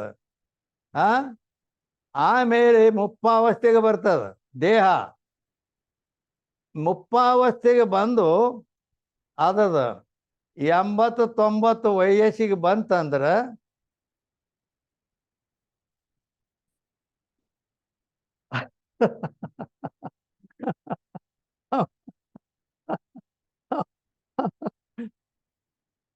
ಸ್ವಲ್ಪ ನಿನ್ನ ಮುಖ ಈ ಕಡೆ ತಿರುಗಂತ ಅನ್ನುವ ಹೆಂಡತಿ ಹೇಳಿದಾಗ ಅವನ ಮುಖ ನೋಡಿದ್ರೆ ಮತ್ತೆ ಈ ಕಡೆ ಹಿಂಗ್ ಮಾಡ್ತಿರ್ತಾಳೆ. ಎಲ್ಲಿ ಅವನ ಪರಿಸ್ಥಿತಿ ಅಷ್ಟು ಕೆಟ್ಟ ಹೋಗಿರ್ತದ. ಅವನ ಅಟ್ಟ ಅಲ್ಲ ಹಾಕಿದು ಹಂಗಾಗಿರ್ತದ. ಅದಕ್ಕೆ ಪರಸ್ಪರ ತಿಳಿತಾನೆ. ಅಂದ್ರ ಶರೀರ ಈ ರೀತಿ ವಿಕಾರ ಹೊಂದ್ಕೋತ ಹೋಗ್ತಿರ್ತದ. ಆದರೂ ಕೂಡ ಒಳಗಿದ್ದ ಆತ್ಮ ಆ ಸಣ್ಣ ಮಗು ಇದ್ದಾಗ ಹೇಗಿತ್ತೋ ಈ 90 ವರ್ಷದ ಮುಪ್ಪಾವಸ್ಥೆಯಲ್ಲಿಯೂ ಕೂಡ ಅದೇ ರೀತಿ ಇರ್ತದೆ. ಆದ್ದರಿಂದ ನಿರ್ವಿಕಾರ ರೂಪೇಣ ಕೂಟವತ್ ನಿರ್ವಿಕಾರ ರೂಪೇಣ ಸ್ಥಿತಿ ಸ ಕೂಟಸ್ಥ ಉಚ್ಯತೆ ಅಂದ್ರೆ ಆತ್ಮಸ್ವರೂಪದು. ಆದ್ದರಿಂದ ಆ ಕೂಟಸ್ಥನಿಗೂ ಬ್ರಹ್ಮಕ್ಕೂ ನಾಮ ಮಾತ್ರ ಭೇದವಿದೆ. ಸ್ವರೂಪತ ಒಂದೇ ಅದು. ಇನ್ನೊಂದು ಕೆಲವು ಕಡೆ ನೀವು ಇದು ನೋಡ್ರಿ ಬೇಕಾರೆ,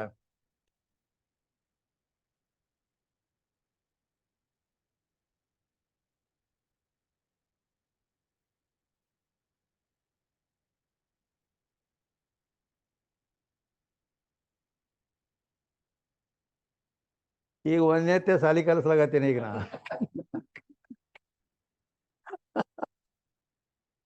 ಹೌದಿಲ್ಲ? ಮ್ಯಾಲ ಏನದಪ್ಪ, ಕೆಳಗ ಗ. ಆ. ಈ ರ ಅನ್ನುವ ಅಕ್ಷರಕ್ಕೂ ಈ ಬಿಳಿಯ ಕಾಗದಕ್ಕೂ ಇಲ್ಲಿ ಇಲ್ಲಿ ರ ಐತೆ. ಇದು ಇದೇ ಕಾಗದ ಮೇಲೆ ಐತೆ ಇಲ್ಲ ಅದು. ಈ ರ ಅನ್ನುವ ಅಕ್ಷರಕ್ಕೂ ಈ ದೊಡ್ಡದಾದ ಈ ಕಾಗದ ಹಾಳಿಗೂ ಭೇದವಿದೆಯಾ? ಯಾಕಂದ್ರೆ ನೀ ರ ಅನ್ನೋದು ಕೂಡ ಈ ಕಾಗದಕ್ಕ ರ ಅಲ್ಲಗತ್ತೀರಿ. ಅಲ್ಲಿ ಉಪಾಧಿಯಾದ ಮಸಿ ಏನದಲ್ಲ, ಅದು ಉಪಾಧಿಯಾಗಿ ಇಷ್ಟಿದ್ದಕ್ಕ ಅದಕ್ಕೆ ರ ಅನ್ರಿ ಅಂತ ಅದು ಇದು ಮಾಡಿ ತೋರಿಸ್ಯದ ಅದು ಅಷ್ಟೇ. ಆದ್ರೆ ಒಳಗಿದ್ದ ಕಾಗದ ಬಿಳಿ ಕಾಗದ, ಈ ಹೊರಗಿದ್ದ ಬಿಳಿ ಕಾಗದ ಸ್ವರೂಪತ ಒಂದೇ ಇದೆ.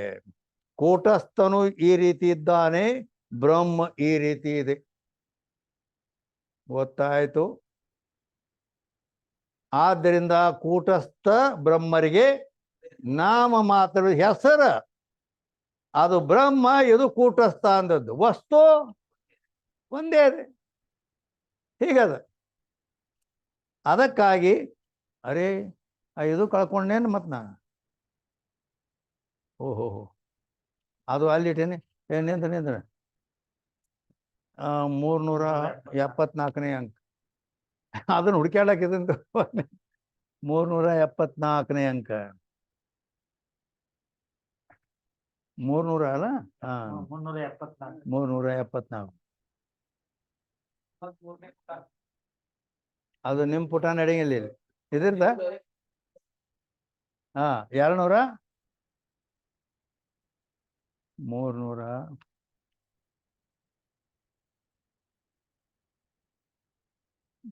374.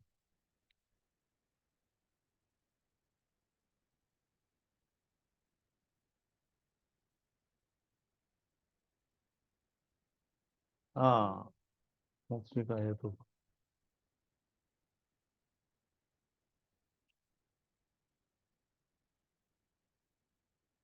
ಬರೋಬರಿ ಇಲ್ಲಿ ಬತ್ತು 374. ಅಂದ್ರೆ ಏನ್ ಹೇಳ್ತಿದ್ದೀವಿ ನಾವು? ಉಪಾಧಿಕೃತ ಭೇದ ಅಂದ್ರ ಸ್ವರೂಪತಾ ಭೇದ, ಉಪಾಧಿಕೃತ ಭೇದ, ನಾಮ ಮಾತ್ರ ಭೇದ ಅಂತ 3 ಏನ್ ಹೇಳಿದಿವಿ. ಆ ನಾಮ ಮಾತ್ರ ಭೇದ ಅಂದ್ರೆ ಈ ರೀತಿ ಕೂಟಸ್ಥ ಬ್ರಹ್ಮರಿಗೂ ಭೇದ ಕಂಡ್ರು ಆ ಕಾಗದ ಒಳಗಿದ್ದ ಅಕ್ಷರದ ಒಳಗಿದ್ದ ಕಾಗದ ಹೊರಗಿದ್ದ ಕಾಗದ ಒಂದೇ, ಅದು ಭೇದ ಇಲ್ಲ. ಆ ರೀತಿ ಕೂಟಸ್ಥನಿಗೂ ಬ್ರಹ್ಮಕ್ಕೂ ನಾಮ ಮಾತ್ರ ಭೇದ. ಕೂಟಸ್ಥನು ನಾಮ, ಬ್ರಹ್ಮನು ನಾಮ, ಅದು ಈ ರೀತಿ. ಅದಕ್ಕೆ ಈ ರೀತಿ ಇಲ್ಲಿ ಏನ್ ಹೇಳ್ತಾರೆ? ಈಶ್ವರ ಜೀವಕ ಸ್ವರೂಪ ಸೆ ಭೇದನೆ, ಸ್ವರೂಪತಾ ಭೇದ ಇಲ್ಲ ಅವ್ರಿಗೆ. ಅಂದ್ರ ಆ ಸ್ವರೂಪ ಏನೈತಿ? ಸಚ್ಚಿದಾನಂದ ಸ್ವರೂಪ ಪರಮಾತ್ಮನಲ್ಲಿ ಚೇತನದ ಜೀವನಲ್ಲಿ ಸಚ್ಚಿದಾನಂದ ಸ್ವರೂಪ ಬ್ರಹ್ಮಚೇತನವೇ ಅದ. ಆದ್ರಿಂದ ಉಪಾಧಿ ಬಂದು ಇಲ್ಲಿ ಅದು ಭೇದ ಮಾಡಿ ಇಟ್ಟದ ಇಷ್ಟೇ.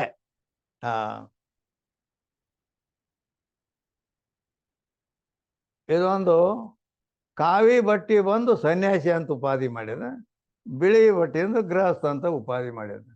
ಮನುಷ್ಯರು ಅವನೇ ಅದಾನ, ಒಬ್ಬನ. ಹೌದಲ್ಲ? ಹೇಗೆ ತಾ ವ್ಯಾಪಕ ಈಶ್ವರ का और जीव का स्वरूप से भेद नहीं. ಆ ವ್ಯಾಪಕನಾದ ಈಶ್ವರನಿಗೂ ಜೀವನಿಗೂ ಸ್ವರೂಪತಾ ಭೇದ ಇಲ್ಲ, ಕಿಂತು ಉಪಾಧಿ ಸೇ ಭೇದ.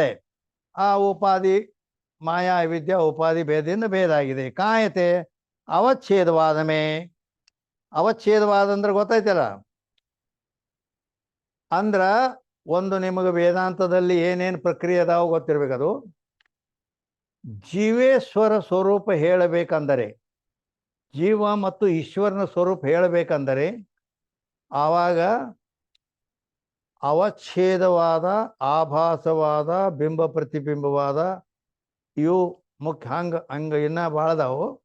ಆದ್ರ ಮುಖ್ಯ 3 ಇವು. ಅವಚ್ಛೇದವಾದ, ಆಭಾಸವಾದ, ಬಿಂಬ ಪ್ರತಿಬಿಂಬವಾದ ಜೀವನ ಸ್ವರೂಪ, ಈಶ್ವರನ ಸ್ವರೂಪ ಹೇಳುವಲ್ಲಿ ಈ 3 ವಾದಗಳಿವೆ.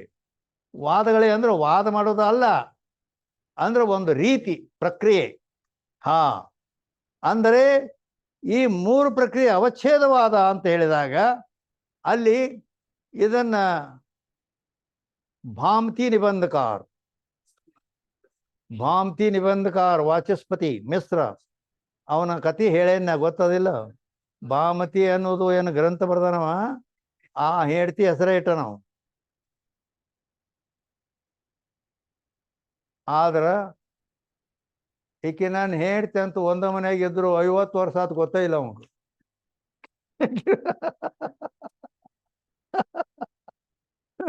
ಯಾಕೆ ಗೊತ್ತಿಲ್ಲ ಅಂತಂದ್ರ ಅವಾಗ ಅವನ ಲಗ್ನ ಅವ ಏನ್ ಮಾಡ್ಯಾನಂತ ಕೇಳಿದ್ರೆ, ವ್ಯಾಸರು ಬ್ರಹ್ಮಸೂತ್ರ ಬರೆದ್ರು. ವ್ಯಾಸರು 555 ಸೂತ್ರಗಳಿಂದ ಕೂಡಿದಂತ ಬ್ರಹ್ಮಸೂತ್ರ ಅಂತಕ್ಕಂಥ ಗ್ರಂಥ ಬರ್ದಾರ. ಆ ಬ್ರಹ್ಮಸೂತ್ರದ ಮೇಲೆ ಶಂಕರಾಚಾರ್ಯರು ಭಾಷ್ಯ ಬರ್ದಾರ. ಆ ಭಾಷ್ಯದ ಮೇಲೆ ವ್ಯಾಖ್ಯಾನ ಅದು ಯಾವುದೋ ವಾಚಸ್ಪತಿ ಮಿಶ್ರ ಬ್ರಹ್ಮಸೂತ್ರ ಮೊದಲ, ಆ ಬ್ರಹ್ಮಸೂತ್ರಕ್ಕೆ ಶಂಕರ ಭಾಷ್ಯದ ಮೇಲೆ ಅದು ತಿಳಿಯಂಗಿಲ್ಲ, ಅದಕ್ಕೆ ವ್ಯಾಖ್ಯಾನ ಮಾಡ್ಯಾರ ಅವರು. ವಾಚಸ್ಪತಿಗಳು ವ್ಯಾಖ್ಯಾನ ಮಾಡ್ಯಾರ. ವ್ಯಾಖ್ಯಾನ ಮಾಡುವಾಗ ಅವರು ಎಷ್ಟು ತನ್ಮಯ ಇದ್ರ ಅದ್ರಾಗ, ಅದು ಮತ್ತೊಂದು ಏನೂ ನೋಡುತ್ತಿದ್ದಿಲ್ಲ, ಬರೇ ಅದ ಸೂತ್ರ ಏನದ, ಅದರ ಮೇಲೆ ಶಂಕರ ಭಾಷ್ಯ ಏನದ, ಆ ಶಂಕರ ಭಾಷ್ಯಕ್ಕೆ ಏನು ತಾತ್ಪರ್ಯ ಅದ, ಇದನ್ನೇ ವಿಚಾರ ಮಾಡೋದು, ಬರೇ ಅದನ್ನೇ ನೋಡೋದು. ಇದ್ರಾಗ ಬರೇ ಹಿಂಗ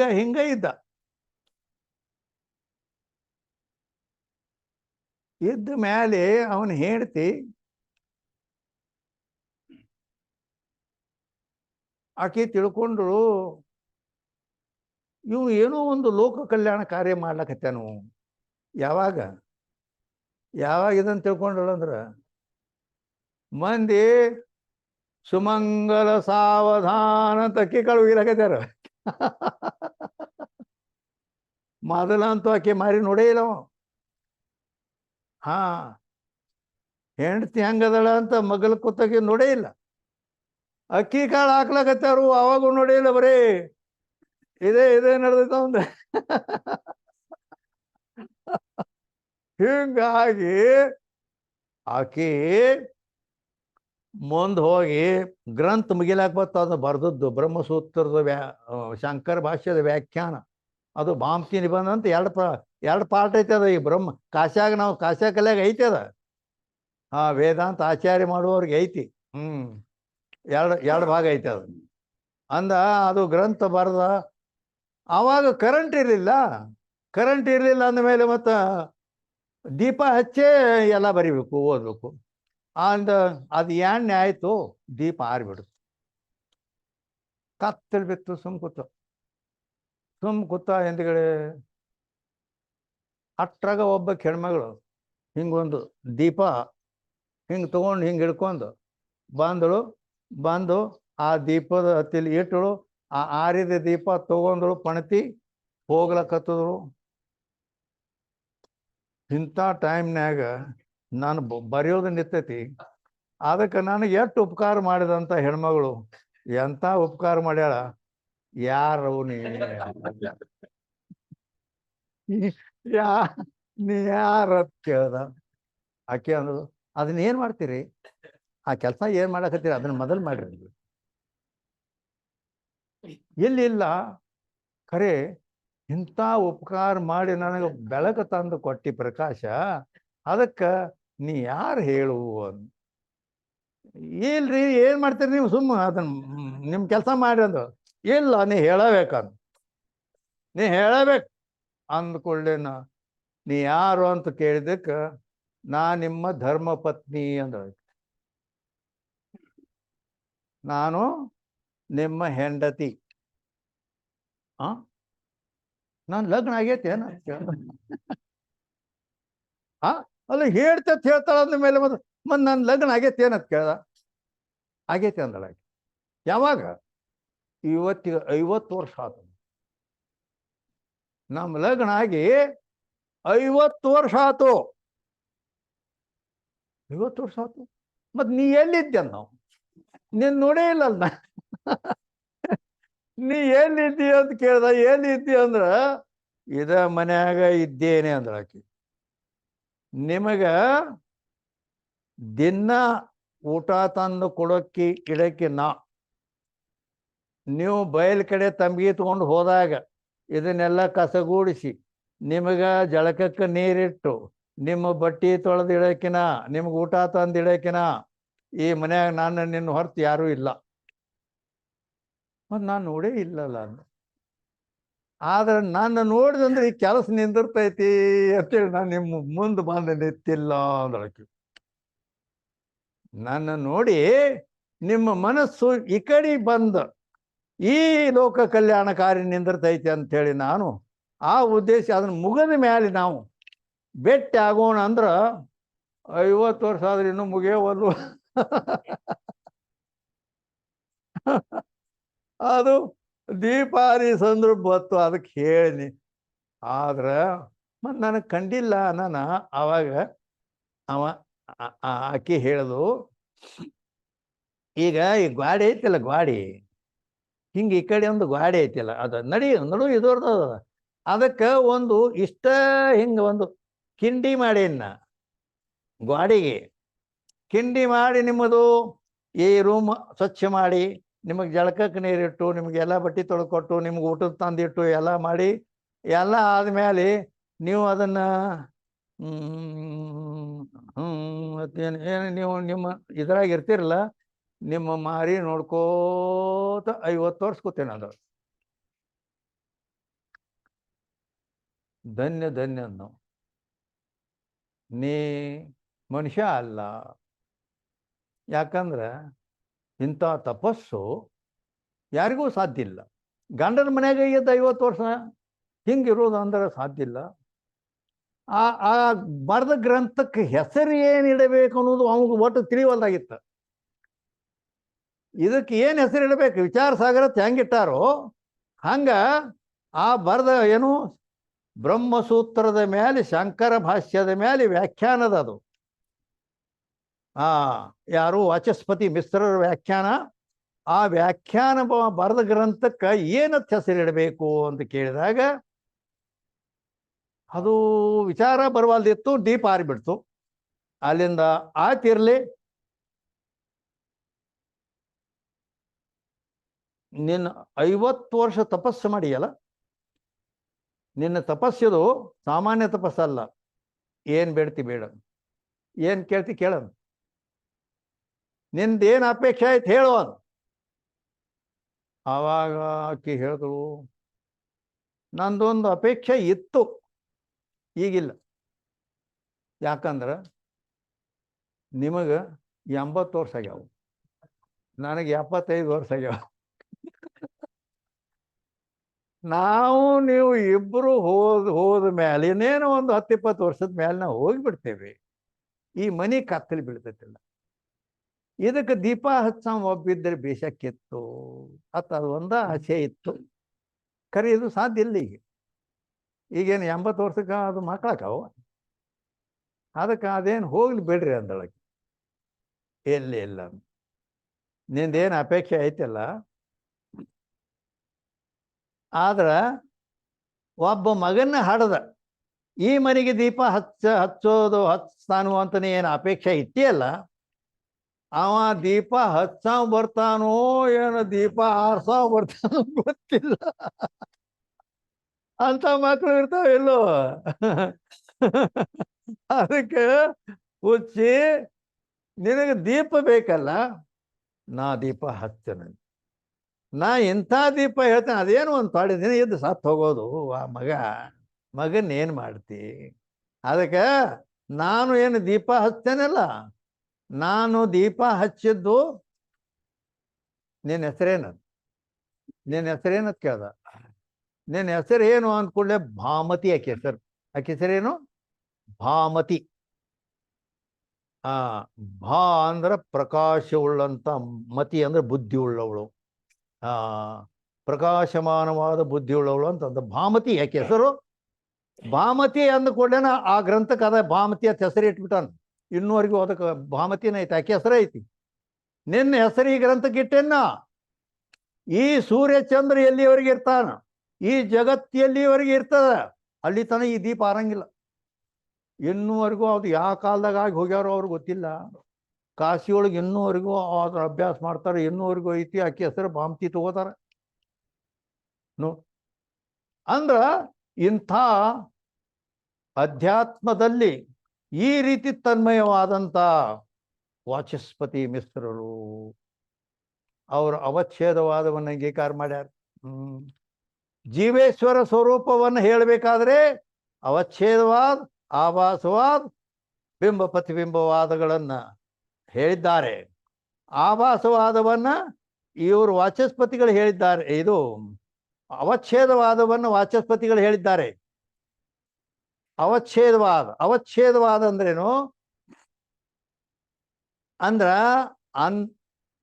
ಅಂತಃಕರಣ ವಿಶಿಷ್ಟ ಚೇತನಕ್ಕ ಜೀವ ಅಂತಾರೆ ಇವರು. ಅವಚ್ಛಿನ್ ಅಂದ್ರೆ ಕುಡ್ಕೊಂಡದ್ದ. ಅವಚ್ಛೇದ ಅಂದ್ರ ಕುಡ್ಕೊಂಡದ್ದ. ಏನು ಕುಡ್ಕೊಂಡದ್ದು? ಅಂತಃಕರಣ ಮತ್ತು ಚೇತನ ಕೂಡಿ ಜೀವ ಆಗಿದೆ. ಒಂದು ಚೈತನ್ಯ ಮತ್ತೊಂದು ಅಂತಃಕರಣ ಉಪಾಧಿ, ಎರಡೂ ಕೂಡಿ ಅಂತಃಕರಣ ವಿಶಿಷ್ಟ ಚೇತನ್ ಜೀವ ಕೈಯೇ ಹೇ ಜೀವ ಅಂತ ಲಕ್ಷಣ ಮಾಡ್ಯಾರ. ಹಾ, ಮಾಯಾ ವಿಶಿಷ್ಟ ಚೇತನ್ ಈಶ್ವರ ಕೈಯೇ. ಮಾಯಾ ಮತ್ತು ಚೇತನ ಎರಡೂ ಕೂಡಿಕೊಂಡು ಈಶ್ವರ ಅಂತ ಹೇಳಲ್ಪಡುತ್ತಾನೆ. ಇದು ಅವಚ್ಛೇದವಾದದ ರೀತಿ. ಅವಚ್ಛೇದವಾದವನ್ನು ಅಂಗೀಕಾರ ಮಾಡಿದವರು ವಾಚಸ್ಪತಿ ಮಿಶ್ರರು. ಈ ರೀತಿ ಅಧ್ಯಾತ್ಮದಲ್ಲಿ ತನ್ಮಯರಾದಂಥವ್ರು. ಹಾ, ಆಮೇಲೆ ಅದಕ್ಕಿಲ್ಲಿ ಅವಚ್ಛೇದವಾದ ಬಂತಲ್ಲ. ಅವಚ್ಛೇದವಾದ ಮೇ ಮಾಯಾ ವಿಶಿಷ್ಟ चेतन ईश्वर है, अविद्या विशिष्ट चेतन जीव है. ಆಗಲೇ ಹೇಳಿನಲ್ಲ, ವಿಶಿಷ್ಟ ತಗೋತಾರೆ ಅದು. ವಿಶಿಷ್ಟ ಅಂದ್ರೆ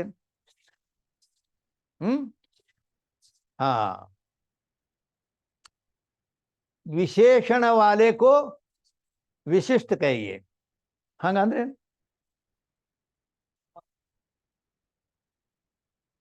ಹಂಗಂದ್ರೆ ಏನು ಅಂತ ಅದ ಅಂದ್ರೆ ಎಲ್ಲದು ಬರೋಬರಿ ಐತಿಗಾರೆ. ಅಂದ್ರ ಈಗ ಅದು ಯಾರಿಗೆ ತಿಳಿತಾನ, ಯಾರಿಗೆ ತಿಳಿದಿಲ್ಲ. ನಾನು ಒಬ್ಬಗ ತಿಳಿದೈತೆ ಅದು. ಜನರಿಗೆ ಎಲ್ಲರಿಗೆ ತಿಳಿಸಾಕ್ ಕೂತೇವೆ ಇಲ್ಲಿ. ಬರೀ ನನಗಾಗ ಗೊತ್ತು ನಿನಗಾಗ ಗೊತ್ತು ಅಂದ್ರೆ ಮುಂದೆ ಹೆಂಗದ?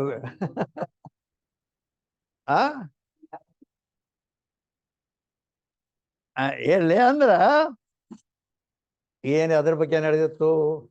ಶಬ್ದಗಳು, ಶಾಸ್ತ್ರೀಯ ಶಬ್ದಗಳೇನದಾವಲ್ಲ, ಅವು ಬಹಳಷ್ಟು ಅಪರಿಚಿತ ಇರ್ತಾವ. ಹೇಳ್ತಾನ. ಈಗ ವಿಶಿಷ್ಟ ಶಬ್ದ ಬತ್ತು. ವಿಶಿಷ್ಟ ಅಂತ ಬರ್ದಾರ ಅಂತೇಳಿ ಬರೀ ವಿಶಿಷ್ಟ ಅಂತೇಳಿ ಅಂದ್ರ ಮಾಯಾ ವಿಶಿಷ್ಟ ಚೇತನ ಈಶ್ವರ, ಅವಿದ್ಯಾ ವಿಶಿಷ್ಟ ಚೇತನ ಜೀವ. ಇಟ್ಟು ಬರ್ದಾರು ಅಟ್ಟು ಬರ್ಕೊಂಡು ಮುಂದೆ ಹೋಗ್ಬಿಡು. ಮತ್ತೇನು ಅಟ್ಟು ಹೇಳ್ಕೊಂಡು ಹೋಗ್ಬಿಡುದು. ಇದು ಶಾಸ್ತ್ರ ಹೇಳೋದ ಹೌದಲ್ಲ, ಅದೇನು ತಪ್ಪೇನ? ಬರೋಬರಿ ಐತಿ. ಅಂದ್ರ ವಿಶಿಷ್ಟ ಅಂದ್ರೆ ಏನು? ವಿಶೇಷಣ ವಾಲೇಕು ವಿಶಿಷ್ಟ ಕೈ, ಅದ ಲಕ್ಷಣ ಐತಿ. ಆ ಲಕ್ಷಣ ಅವ್ರಿಗೆ ಗೊತ್ತಿಲ್ಲ ಭಾಳ ಮಂದಿಗೆ. ವಿಶೇಷಣ ವಾಲೇಕು ವಿಶಿಷ್ಟ ಕೈ, ವಿಶೇಷಣ ಉಳ್ಳದಕ್ಕನ ವಿಶಿಷ್ಟ ಅಂತಾರ. ವಿಶೇಷಣ ತೆದಕಂತಾರ. ಹಾಗಾದ್ರೆ ಅದಕ್ಕ ಲಕ್ಷಣಗಳೆಲ್ಲ ಗೊತ್ತಿರ್ಬೇಕು. ಪ್ರತಿಯೊಂದು ಲಕ್ಷಣದಾವು. ಪ್ರತಿಯೊಂದು ಲಕ್ಷಣ ಗೊತ್ತಿದ್ರೆ ಅದು.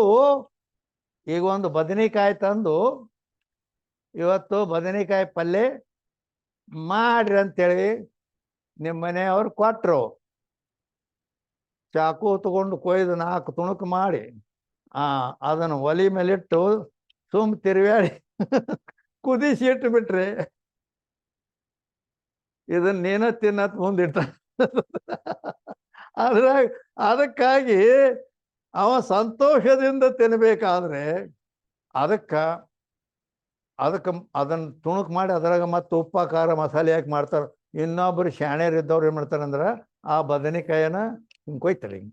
ಹಿಂಗೊಂದು ಹಿಂಗೊಂದ್ಕೋದು ಅವೆಲ್ಲ ಹಿಂಗೆ ಇದು ಮಾಡ್ತಾರ, ಮಾಡಿ ಅದರಾಗ ಶೇಂಗಾ ಅವು ಮಸಾಲೆ ಅವೆಲ್ಲ ಒಳಗೆ ತುಂಬ್ತಾರೆ. ತುಂಬಿ ಅಡ್ಗಾಯಿ ಮಾಡಿ ಅಬ್ಬಾಬಾಬು ಅಡಿಗೆ ಏನದು ಅದ ಬರೇ ಅಂದ್ರೆ ಅಂದ್ರ ಅಷ್ಟು ಸ್ವಾದಿಷ್ಟ ಆಗಿರ್ತದ. ಆ ಬದನೆಕಾಯಿನ ಅದು ಬರೇ ಬದನೆಕಾಯಿ ತಿರುವ್ಯಾಡಿಡೋದು ಬ್ಯಾರೆ, ಮತ್ತು ಈ ರೀತಿ ಮಾಡೋದು ನೋಡಲ್ಲ ಈಗ. ಅದು ಬದನೆಕಾಯಿ ಪಲ್ಯನ ಕರೆ. ಆ ರೀತಿ ಈ ಶಾಸ್ತ್ರದಲ್ಲಿಯೂ ಕೂಡ ಇದ್ದದ್ದನ್ನು ಹೇಳಿ ಹೋಗೋದು ಬರೇ ಬದನೆಕಾಯಿ ತಿರುವ್ಯಾಡ್ದಂಗೆ ಅದು. ಅದರಾಗ ಇವರು ಅದರ ಲಕ್ಷಣ ಏನು, ಪ್ರಮಾಣ ಏನು, ಅದರ ಪದಕೃತಿ ಏನು, ಅದಕ್ಕೆ ಇವು ಎಲ್ಲ ಪ್ರತಿಯೊಂದರ ಲಕ್ಷಣ ಮಾಡಿ ಅದಕ್ಕೆ ಈಗ ವಿಶಿಷ್ಟ ಚೇತನಾತ್ ಬತ್ತು. ವಿಶಿಷ್ಟ ಅಂದ್ರೆ ಅದಕ್ಕಂತಾರ ವಿಶೇಷಣ ಉಳಿದಕ್ಕೂ ವಿಶಿಷ್ಟ ಲಕ್ಷಣ ಆಯ್ತು. ವಿಶೇಷಣತೆ ಎದಕ್ಕಂತಾರೆ, ಅದರ ಲಕ್ಷಣ ಏನು ಅಂದ್ರೆ ಇವೆಲ್ಲ ಮಸಾಲೆವು ಹಿಂಗೆಲ್ಲ ಅಂದ್ರೆ ಆವಾಗ ಆ ಶಾಸ್ತ್ರ ಕಾಯ್ದೆಬದ್ಧಾಗಿ ರುಚಿಕಟ್ಟಾಗಿ ಆಗುತ್ತದೆ. ಅದಕ್ಕೆ ಇಲ್ಲಿ ಅವರು ಏನು ಹೇಳಿದ್ರು ಅಂತಂದ್ರೆ, ಮಾಯಾ ವಿಶಿಷ್ಟ ಚೇತನ ಈಶ್ವರ ಅಂತ ಹೇಳಿದ್ರು, ಅವಿದ್ಯಾ ವಿಶಿಷ್ಟ ಚೇತನ ಜೀವ ಅಂತ ಹೇಳಿದ್ರು. ವಿಶಿಷ್ಟ ಅಂದ್ರೆ ವಿಶೇಷಣ ಉಳ್ಳದಕ್ಕನ ವಿಶಿಷ್ಟ ಅಂತಾರೆ. ವಿಶೇಷಣ ಅಂತ ಎದಕ್ಕಂತಾರೆ? ಏನು ಎದಕ್ಕಂತಾರೆ? ವಿಶೇಷಣ ಯಾರಿಗೆ ನೆನಪಿಗೆ ಬರುವಲ್ದ? ವಿಶೇಷಣ ಎದಕ್ಕಂತಾರ ಅಂದ್ರೆ ಸ್ವರೂಪೇ ಪ್ರವಿಷ್ಟತ್ವೇ ಸತಿ ವರ್ತಮಾನಿತರ ಪದಾರ್ಥ ವ್ಯಾವರ್ತಕತ್ವಂ ವಿಶೇಷಣತ್ವಂ. ವಿಶೇಷಣದ ಲಕ್ಷಣದು ಇಲ್ಲಿ ವಿಶಿಷ್ಟ ಬತ್ತಿಲ್ಲ ಶಬ್ದ, ಅಲ್ಲಿ ವಿಶಿಷ್ಟ ಅಂತ ಹೇಳಿ ಅಟ್ಟ ಹೋಗೋದು ಅದು ಶಾಸ್ತ್ರ ಅಲ್ಲದು. ವಿಶಿಷ್ಟ ಅಂದ್ರೆ ಏನ್? ಯಾಕ ಅಲ್ಲಿ ಶಬ್ದ ಬಂದದ ಅದು ಸರಿಯಾಗಿ ತಿಳಿತೇನು? ವಿಶಿಷ್ಟ ಅಂದ್ರ ತಿಳಿದಿಲ್ಲ, ಅದನ್ನ ಬರೋಬರಿ ತಿಳಿಸಿ ಹೇಳ್ಬೇಕಲ್ಲ. ಮತ್ತೆ ಗುರು ಇಲ್ಲ, ಗುರುವನ್ನ ಯಾಕೆ ಬೇಕಾದ್ರೆ ನಾವ ಓದ್ಕೊಂಡ್ರೆ ಬಗೆಹರಿತೈತಿಲ್ಲ. ಮತ್ತೆ ಅಂದ್ರೆ ಗುರುವಿನ ಕೆಲಸ ಏನು? ಅವ ವಿಶಿಷ್ಟ ಅಂದ್ರೆ ಏನ್ ಅದನ್ನ ತಿಳಿಸ್ಕೊಡ್ಬೇಕು. ವಿಶೇಷಣ ಉಳ್ಳದಕ್ಕೆ ವಿಶಿಷ್ಟ ಅಂತಾರಪ್ಪ ಅಂತ ಹೇಳಿದ್ರು. ಆ ವಿಶೇಷಣ ಅಂದ್ರೆ ಅದಕ್ಕಂತಾರ, ಅದ್ರ ಲಕ್ಷಣ ಏನು ಅಂದ್ರೆ ಸ್ವರೂಪೇ ಪ್ರವಿಷ್ಟತ್ವೇ ಸತಿ, ಸ್ವರೂಪದಲ್ಲಿ ಪ್ರವೇಶವಾಗಿರಬೇಕು, ವರ್ತಮಾನ ಕಾಲ ಇರಬೇಕು, ಇತರ ಪದಾರ್ಥಗಳನ್ನು ಭಿನ್ನಪಡಿಸ್ತಿರಬೇಕು, ಅದಕ್ಕೆ ವಿಶೇಷಣ ಅನ್ಬೇಕು. ಈ ರೀತಿ ವಿಶೇಷಣದ ಲಕ್ಷಣ ಐತದು. ಆದ್ದರಿಂದ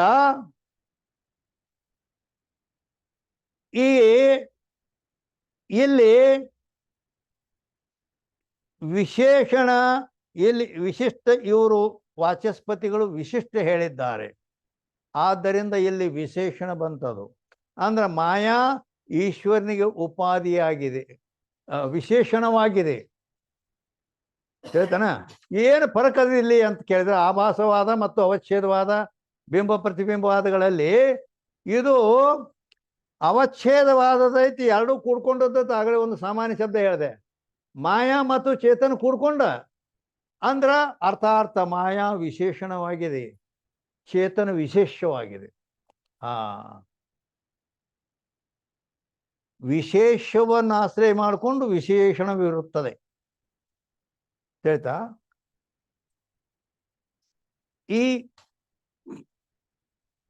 ಈ ಕಾವಿ ಬಟ್ಟೆ ಇದೇನಿದು? ಕಾವಿ ಬಟ್ಟೆ. ಕಾವಿ ಬಟ್ಟೆ ಅಂತಕ್ಕಂಥದ್ದು ಈ ಕೆಂಪು ಬಣ್ಣ ಏನದಲ್ಲ, ಇದು ಕಾವಿ ಬಣ್ಣ. ಕಾವಿಯ ಬಣ್ಣ ವಿಶೇಷಣವಿದೆ, ಈ ಬಟ್ಟೆ ವಿಶೇಷವಿದೆ. ಇದಕ್ಕೆ ಬಣ್ಣಕ್ಕೆ ವಿಶೇಷಣ ಅನ್ನಬೇಕು, ಈ ಬಟ್ಟೆಗೆ ವಿಶೇಷ ಅನ್ನಬೇಕು. ಇವು ಎರಡು ಕೂಡೇ ಅದಾವ ಇಲ್ಲೋ, ಆದ್ದರಿಂದ ವಿಶಿಷ್ಟ ಅಂತ ಶಬ್ದ ಪ್ರಯೋಗ ಬಂದದ. ಎರಡು ಕೂಡ್ಕೊಂಡದಾವು. ಆ ರೀತಿ ಮಾಯಾ ಆ ಚೇತನ ಕೂಡ್ಕೊಂಡು ಇದ್ದದ್ದು ಅಂತ ವಾಚಸ್ಪತಿಗಳು ಹೇಳ್ಯಾರ. ಹೇಗದ ಅದು? ಅದಕ್ಕಾಗಿ ಅದು ಮುಂದೆ ಹೋಗಿ ಒಂದು ಸಮಸ್ಯೆ ಬರುವ ಸಂಬಂಧ ಬರ್ತೈತೆ ಅಲ್ಲಿ. ಕೂಡ್ಕೊಂಡು ಅಂತ ಹೇಳಿಬಿಟ್ರೆ, ಅದಕ್ಕಾಗಿ ಇದಕ್ಕಿಂತಲೂ ಉತ್ತಮ ಆಭಾಸವಾದವು ಹೊಂದಾಣಿಕೆಯಾಗುತ್ತದೆ. ಅದಕ್ಕೆ ಅಲ್ಲಿ ತೆಳಗೆ ಹೇಳ್ಯಾರ ಅವರು, ಆಭಾಸವಾದ 2ನೇ ನಂಬರ್. ನೋಡ್ರಿ, ಶಾಸ್ತ್ರ ಅಷ್ಟೇ ಐತಿ ಕರೆ, ಅದ್ರಾಗ ಎಷ್ಟು ಮರ್ಮ ಐತಿ. ಅಲ್ಲಿ ಮಾಯಾ ವಿಶಿಷ್ಟ ಹೇಳಿದ್ರು, ಇಲ್ಲಿ आभासवादमे माया और आभास विशिष्ट चेतन ईश्वर कहिए अंದ್ರ ಅಲ್ಲಿ ಇಲ್ಲಿ ಹೇಳ್ಯಾರ.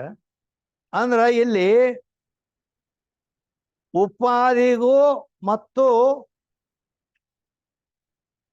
ವಿಶೇಷಣಕ್ಕೂ ಭೇದ ಏನಿರ್ತದ ಅಂದ್ರ ಇಲ್ಲಿ ಮಾಯಾ ವಿಶಿಷ್ಟ ಚೇತನ ಹೇಳ್ಯಾರಿಲ್ಲ ಅವರು, ಈಶ್ವರ್ಗ ಮಾಯಾ ವಿಶಿಷ್ಟ ಚೇತನ ಹೇಳ್ಯಾರ. ಆದ್ದರಿಂದ ಮಾಯಾ ಮತ್ತು ಚೇತನ ಎರಡು ಕೂಡ್ಕೊಂಡವು ಅಂತ ಹೇಳ್ತಾರೆ. ಹೌದಾ? ಇದು ಸಾಮಾನ್ಯರಿಗೆ ಆಟ ಶಾಸ್ತ್ರ ಪ್ರಕ್ರಿಯೆ ಗೊತ್ತಿಲ್ದವಂಗ ಸಮಾಧಾನ ಕೇಳ್ದಂಗ ಅದ, ಅವ ಹ್ಞೂ ಅತ. ನಾವು ಮತ್ತೊಬ್ಬ ಅವ ಜರ ಸಂಪೂರ್ಣ ಎಲ್ಲ ಬಲ್ಲವಿದ್ದಂದ್ರ ಕೂಡ್ಕೊಂಡೈತೆ ಅಂದ್ರೆ ಮುಂದೆ ಅಭೇದ ಯಾವ್ದ್ರ ಕೂಡ ಮಾಡೋದು. ಜೀವೇಶ್ವರ ಅಭೇದ ಮಾಡುವಾಗ ಮಹಾವಾಕ್ಯ ಅಭೇದ ಮಾಡೋದೇ ಕೂಡ್ಕೊಂಡ ಬಿಟ್ಟದ ಬೆರ್ತದ ಅಂದ್ರೆ ಕೂಡ್ಕೊಂಡ ಮೇಲೆ ಅಭೇದ ಹೆಂಗಾಕದತ್ತ. ಬುದ್ಧಿ ವಿಚಾರವಂತ ಹಿಂಗೆ ಕೇಳ್ತಾನ, ಹೌದಿಲ್ಲೋ? ಅದಕ್ಕಾಗಿ ಅಲ್ಲಿ ಶಾಸ್ತ್ರಕಾರರು ಪ್ರಕ್ರಿಯೆ ಬೇರೆ ಬೇರೆ ರೀತಿಯನ್ನು ಹೇಳಿದ್ದಾರೆ. ಸಾಮಾನ್ಯ ಮನುಷ್ಯನಿಗೆ ಹೇಳೋ ಸಲುವಾಗಿ ಅವಚ್ಛೇದವಾದ ಹೇಳ್ಯಾರ. ಅವರು ಭೇದ ಯಾಕಾಗ್ಯಾವ ಅಂದ್ರೆ ಸಾಮಾನ್ಯ ಜನ ಯಾವ್ದಾರ ಅವ್ರಿಗೆ ಅಷ್ಟೊಂದು ಇದೇನು ವಿಶೇಷಣ ಉಪಾಧಿಗಳ ಲಕ್ಷಣ ಅವು ಇವು ಎಲ್ಲರಿಗೂ ಗೊತ್ತಿರ್ತಾವನ. ವಿಶೇಷಣ ಅಂದ್ರೇನು, ಉಪಾಧಿ ಅಂದ್ರೇನು ಏನು ಗೊತ್ತಿಲ್ಲ ಅಂತ ಸಾಮಾನ್ಯರಿಗೆ ನಾವು ಅವಚ್ಛೇದವಾದ ಹೇಳೇವಿ. ವಿಶೇಷಣ ಅಂದ್ರೇನು, ವಿಶಿಷ್ಟ ಹೇಳ್ಯಾರ. ಉಪಾಧಿ ಹೇಳ್ತಾರ. ಉಪಾಧಿ ಹೇಳಿದ್ರಂದ್ರ ಅಲ್ಲಿ ಉಪಹಿತ, ಉಪಾಧಿ ವಾಲೆಕ್ಕೂ ಉಪಹಿತ ಕೈ, ಉಪಹಿತ ಚೇತನ ವಿಶಿಷ್ಟ ಚೇತನ ಹೇಳೋದಿಲ್ಲ ಅಲ್ಲಿ. ಉಪಾಧಿ ಉಳ್ಳದಕ್ಕನ ಉಪಹಿತ ಅಂತಾರಲ್ಲಿ. ಉಪಾಧಿನ ಬ್ಯಾರೆ, ವಿಶೇಷಣನ ಬ್ಯಾರೆ. ಹೇಳ್ತಾನೆ ಅಂದ್ರೆ ಮಾಯಾ ಅನ್ನೋದು ಒಂದೇ ಐತೆ. ಅದನ್ನ ಉಪಾಧಿ ಹೇಳಿದರೆ ಅದು ಅಲ್ಲಿ ಈಗ ಬ್ಯಾರೆ ಲಕ್ಷಣ ಕೂಡ್ಬೇಕಾಗತ್ತೆ. ಅಲ್ಲಿ ಉಪಸಮೀಪೆ ಸ್ಥಿತ್ವ ಸ್ವಿಮಾನ್ ಧರ್ಮ ಇಲ್ಲಿ ತಗೊಳ್ಳೋದಿಲ್ಲ, ಅದನ್ನ ಇಲ್ಲಿ ಹೊಂದಾಣಿಕಿಲ್ಲ. ಅದಕ್ಕೆ ಶಾಸ್ತ್ರಗಳಲ್ಲಿ ಲಕ್ಷಣಗಳದಾವ. ಆ ಲಕ್ಷಣ ಯಾವ ಲಕ್ಷಣ ಎಲ್ಲಿ, ಅದಕ್ಕೊಂದು ನೇಮ ಐತಲ್ಲ, ಹೌದಲ್ಲೋ? ಪ್ರತಿಯೊಂದಕ್ಕೆ ನೇಮ ಅದ. ಅದಕ್ಕಾಗಿ ಈ ರೀತಿ ಅಲ್ಲಿ ಆ ಮಾಯಾ ಮತ್ತು ಬ್ರಹ್ಮಚೇತನ ಕೂಡಿ ಈಶ್ವರ ಆಗ್ಯದ. ಅಲ್ಲಿ ಅದಕ್ಕೆ ವಿಶೇಷಣ ಹೇಳಿದೆ ಅಂದ್ರೆ ವಿಶಿಷ್ಟ ಅಂತ ಇಲ್ಲಿ ಬಂದದ್ದು ಶಬ್ದ ಆಕತಿ. ಕೂಡ್ಕೊಂಡದ ಅಂದ, ಕೂಡ್ಕೊಂಡಾದ ಮೇಲೆ ಮತ್ತ ಅಲ್ಲಿ ಅಭೇದ ಮಾಡುವಲ್ಲಿ ಸಮಸ್ಯೆ ಬಂದು ನಿಲ್ತದೆ. ಅದಕ್ಕೆ ಉಪಾಧಿ ಅಂತ ಶಾಸ್ತ್ರ ಅವ್ರು ಹೇಳ್ತಾರೆ. ಮಾಯಾ ಉಪಾಧಿ ಅಂತ ಈಶ್ವರನಿಗೆ ಹೇಳ್ತಾರೆ. ಮಾಯಾ ಅಂತೂ ಪ್ರಕೃತಿ ವಿದ್ಯಾತ್ ಮಾಯನಂತೂ ಮಹೇಶ್ವರ. ಉಪಾಧಿ ವಿಶೇಷಣ ಹೇಳಿದರೆ ಸ್ವರೂಪೇ ಪ್ರವಿಷ್ಟತ್ವೇ ಸತಿ ಅಂತ ಲಕ್ಷಣ ಕೊಂಡಿರ್ತೈತಿ. ಸ್ವರೂಪದಲ್ಲಿ ಪ್ರವೇಶ ಆಗ್ಯದ. ಅದು ಎರಡು ಕೂಡ್ಯಾವ ಅಂದ ಮೇಲೆ ಮತ್ತೆ ಬ್ಯಾರೆ ಹೆಂಗೆ ಮಾಡವ? ಇಲ್ಲಿ ಅಭೇದ ಹೆಂಗೆ ಮಾಡವ? ಲಕ್ಷಾರ್ಥಗಳ ಅಭೇದ ಮಾಡ್ಬೇಕಲ್ಲ. ಆದ್ದರಿಂದ ಉಪಾಧಿ ಇಲ್ಲಿ ಆಭಾಸವಾದದಲ್ಲಿ ಉಪಾಧಿ ಹೇಳ್ತಾರೆ. ಅಲ್ಲಿ ಉಪಾಧಿ ಹೇಳ್ತಂದ್ರೆ ಏನಾಗ್ತದ ಅಂತ ಕೇಳಿದ್ರೆ ಅದು ಉಪಾಧಿಯ ಲಕ್ಷಣ ಏನು? ಸ್ವರೂಪೇ ಅಪ್ರವಿಷ್ಟತ್ವೇ ಸತಿ ವರ್ತಮಾನ ಇತರ ಪದಾರ್ಥ ವ್ಯಾವರ್ತಕತ್ವಂ ಉಪಾಧಿತ್ವಂ. ಸ್ವರೂಪದಲ್ಲಿ ಪ್ರವೇಶ ಆಗಿಲ್ಲ. ತಿಳಿದಾ? ಈಗ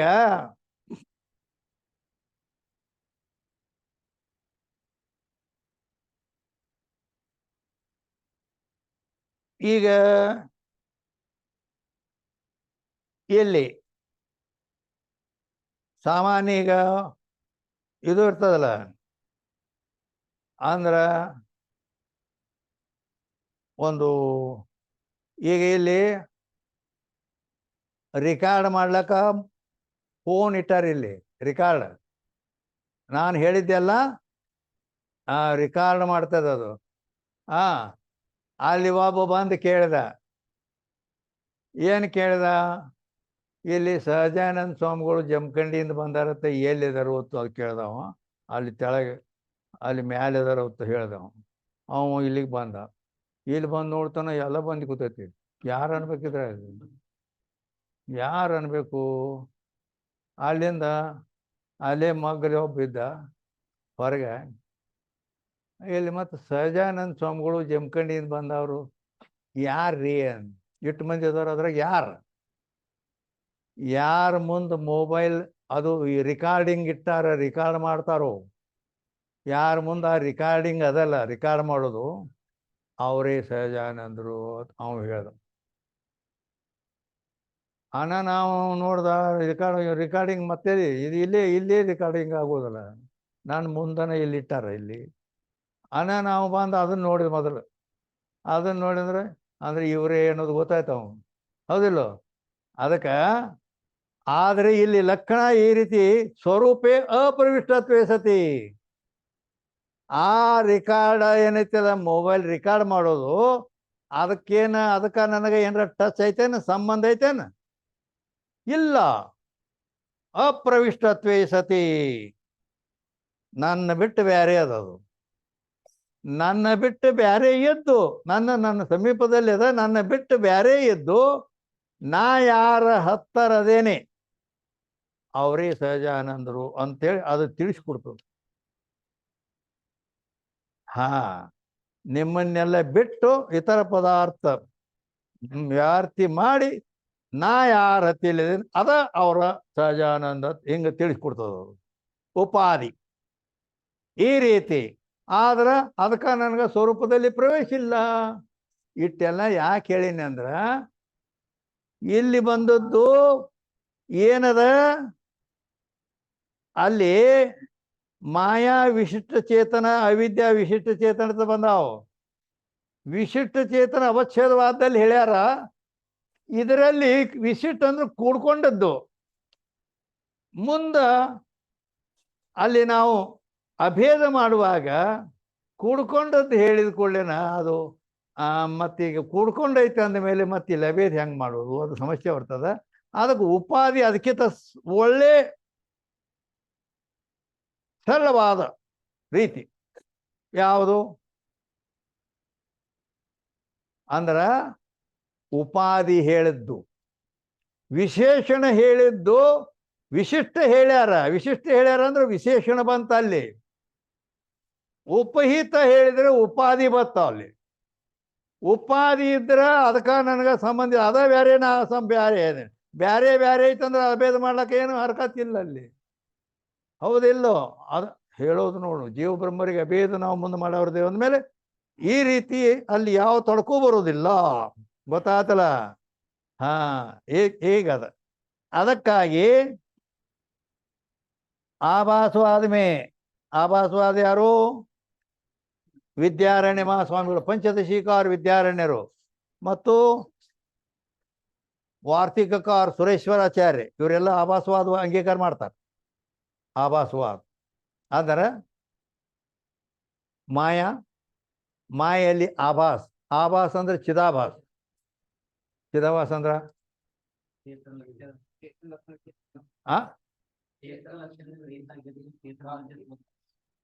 ಏನಂದವ? ಚೇತನ ರಹಿತತ್ವೇ, ಚೇತನ ರಹಿತತ್ವೇ. ಚೇತನ ಲಕ್ಷಣ ರಹಿತತ್ವೇ ಸತಿ ಚೇತನವತ್ ಭಾಷೆತಿ ಚಿದಾಭಾಸ್. ಹಿಂಗಂದ್ರೆ ಲಕ್ಷಣ ಹೇಳಿದೆ. ಚಿದಾಭಾಸತ್ ಎದಕ್ಕೆ ಅನ್ನಬೇಕು ಅಂದ್ರೆ ಅದರ ಲಕ್ಷಣ ಚೇತನ ಲಕ್ಷಣ ರಹಿತತ್ವೇ ಸತಿ ಚೇತನವತ್ ಭಾಷೆತಿ ಚಿದಾಭಾಸ ಅಂತ ಲಕ್ಷಣ ಐತಿ. ಇದು ತಿಳಿತೇನ? ಅಲ್ಲಾಕ ಬತ್ತು, ಅದರ ಅರ್ಥ ತಿಳಿತೇನು ಅಂತ. ಯಾಕಂದ್ರೆ ಬರೇ ಗಿಳಿಪಾಠ ಆಕತ್ತಿದು. ಅವರು ಈಗ ಹೇಳೋದೇನೈತಿ, ಅಲ್ಲಿ ಏನು ಬರ್ದಾರ ಅದನ್ನ ಹೇಳ್ಕೊಂಡು ಹೋಗೋದೈತೆ, ಹೌದಾ? ಮತ್ತು ಅದು ಮತ್ತೊಂದು ಏನೋ ಅದನ್ನು ಕೆಣಕಿ ಇದ್ರದ್ದೇನು ಇದ್ರದ್ದೇನು ಹೇಳಂಗಿಲ್ಲ. ಮತ್ತು ಈಗ ನಿಮಗೆ ಇಲ್ಲಿ ಈ ರೀತಿ ಈಗ ಲಕ್ಷಣಾರ ಅಲ್ಲಿ ಬರೋದೇ ಇಲ್ಲ, ತಿಳಿತಾನ. ಉಳಿದ ಕಡೆ ಲಕ್ಷಣಗಳೇ ಇಲ್ಲ. ಆದರೆ ಇಲ್ಲಿ ಲಕ್ಷಣ ಈಗ ನಾವು ಈಗ ಪ್ರತಿಯೊಂದಕ್ಕೆ ಲಕ್ಷಣ ಹೇಳ್ತೇವೆ, ಅದಿಲ್ಲ.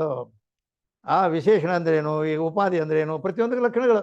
ಅಂದರೆ ಈಗ ನಾವು ಮತ್ತೆ ಇದರಾಗ ಚಿದಾಭಾಸ ಹೇಳಿದೇವೆ.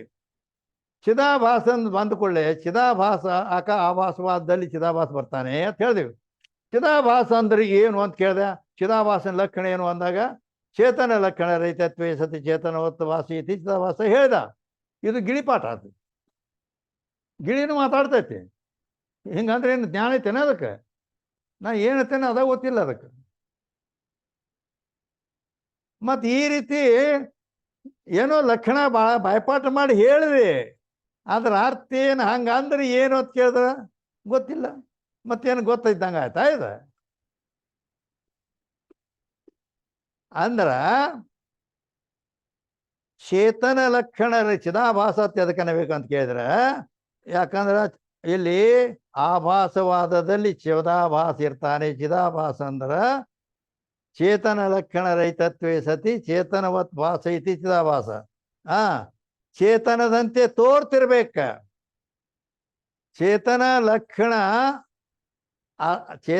ಲಕ್ಷಣ ಅದರಲ್ಲಿ ಇಲ್ಲ, ಚೇತನದಂತೆ ಮಾತ್ರ ತೋರ್ತೈತಿ. ಅದಕ್ಕೆ ಚಿದಾಭಾಸ ಅನ್ಬೇಕು. ಈಗ ಒಬ್ಬ ರಾಜರಿದ್ರಲ್ಲ ಹಿಂದಕ್ಕೆ, ರಾಜರಿಗೇನೋ ಮುಕುಟ್ ಇರ್ತಿತ್ತ, ಖಡ್ಗಿರ್ತಿತ್ತ ಅವ್ರ ತಿಳಿ, ರಾಜ ಪೋಷಾಕ ಇರ್ತಿತ್ತ. ಅವ ರಾಜ ಅಂತ ಹೇಳ್ತಿದ್ರು. ಅವನ ಪ್ರಧಾನ ಮಂತ್ರಿ ಏನದನಲ್ಲ, ಅವಂಗೂ ಮುಕುಟ್ ಐತಿ, ರಾಜ ಪೋಷಾಕ ಐತಿ, ಖಡ್ಗ ಐತಿ. ಏನ್ ಮಾಡವ? ಅವಂಗೂ ಐತಿ, ಈ ಮಂತ್ರಿಗೂ ಐತಿ. ಏನು? ರಾಜ ಪೋಷಾಕಗಳದಾವು, ಖಡ್ಗೈತಿ. ಖಡ್ಗ ಅಂದ್ರೆ ಕತ್ತಿ, ತಲವಾರ್. ಇವು ರಾಜನಂತೆ ತೋರ್ತಾನವ, ಆದ್ರೆ ಅವ ರಾಜ ಅಲ್ಲ. ಚೇತನದಂತೆ ತೋರ್ತದ ಚಿದಾಭಾಸ, ಚೇತನ ಅಲ್ಲ. ಹೇಳ್ತಾನೆ. ಸಿಗ್ನಲ್ ಬಿತ್ತಲ್ಲಿ.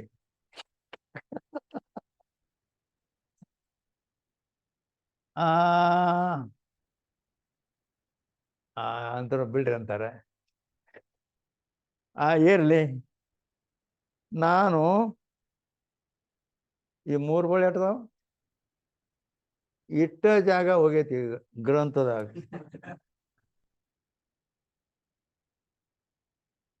ಇಟ್ಟ 1 2 3 4 ಸಾಲ ಗಂಟಿ ಹೊಡೆದ್ ಬಿಟ್ರು. ಗಂಟಿ ಹೊಡೆದ್ ಕೂಡಲೇನೋ ಹುಡುಗರು ಸಾಲೇನೋ ಎದ್ದ ಬಿಡ್ತಾವ. ಏರ್ಲಿ, ಆಯ್ತು. ಈಗ ಮತ್ತೆ ಇನ್ನೂ ಮುಂದೆ ಕೆಲವೊಂದು ಕಾರ್ಯಗಳದಾವು. ಅದಕ್ಕೆ ಅವರು ಮುಖ್ಯ ಒಂದು ಸ್ವಲ್ಪ ಅವ್ರದ್ದು ಆ ಕಡೆ ಐತೆ. ಏನು ಇರಲಿ, ಎಲ್ಲನೂ ಬೇಕಲ್ಲ. ಮತ್ತು ಅಪೇಕ್ಷೆಗಳು ಬೇರೆ ಬೇರೆ ಇರ್ತಾವು. ಇರಲಿ, ಮತ್ತಿನ್ನು ಅದು ಅಂತೂ ಇವತ್ತು ವೃತ್ತಿ ವೈಚಿತ್ರ್ಯ ಶಾಸ್ತ್ರ ಅಂಥೇಳಿ ಅತಿ ಗಂಭೀರವಾಗಿ ನಡೆದಿತ್ತು. ಆದರೂ ಮುಂದಿನ ಕಾರ್ಯಗಳು ಮಾಡೋರು ಅದಾರು ಅಂಥೇಳಿ ಅದಕ್ಕೆ ಇಲ್ಲಿಗೆ ಇರ್ಲಿ. ಇನ್ನು ಮುಂದೆ ಮೊದಲು ಮತ್ತೆ ಅಲ್ಲಿದಿಂದನ ಮತ್ತೆ ಮುಂದೆ ಶುರು ಮಾಡೋಣ. 374ನೇ ಅಂಕನ 4 ಸಾಲ ಹೋಗೈತಿ. ಅದು ಮುಂದೆ ಮತ್ತೆ ಅಲ್ಲಿಂದ ಶುರು ಮಾಡೋಣ. ಜೈ ಮಂಗಲಂ, ಜೈ ನಮಃ ಪಾರ್ವತಿ ಶಿವರ ಮಹಾದೇವ.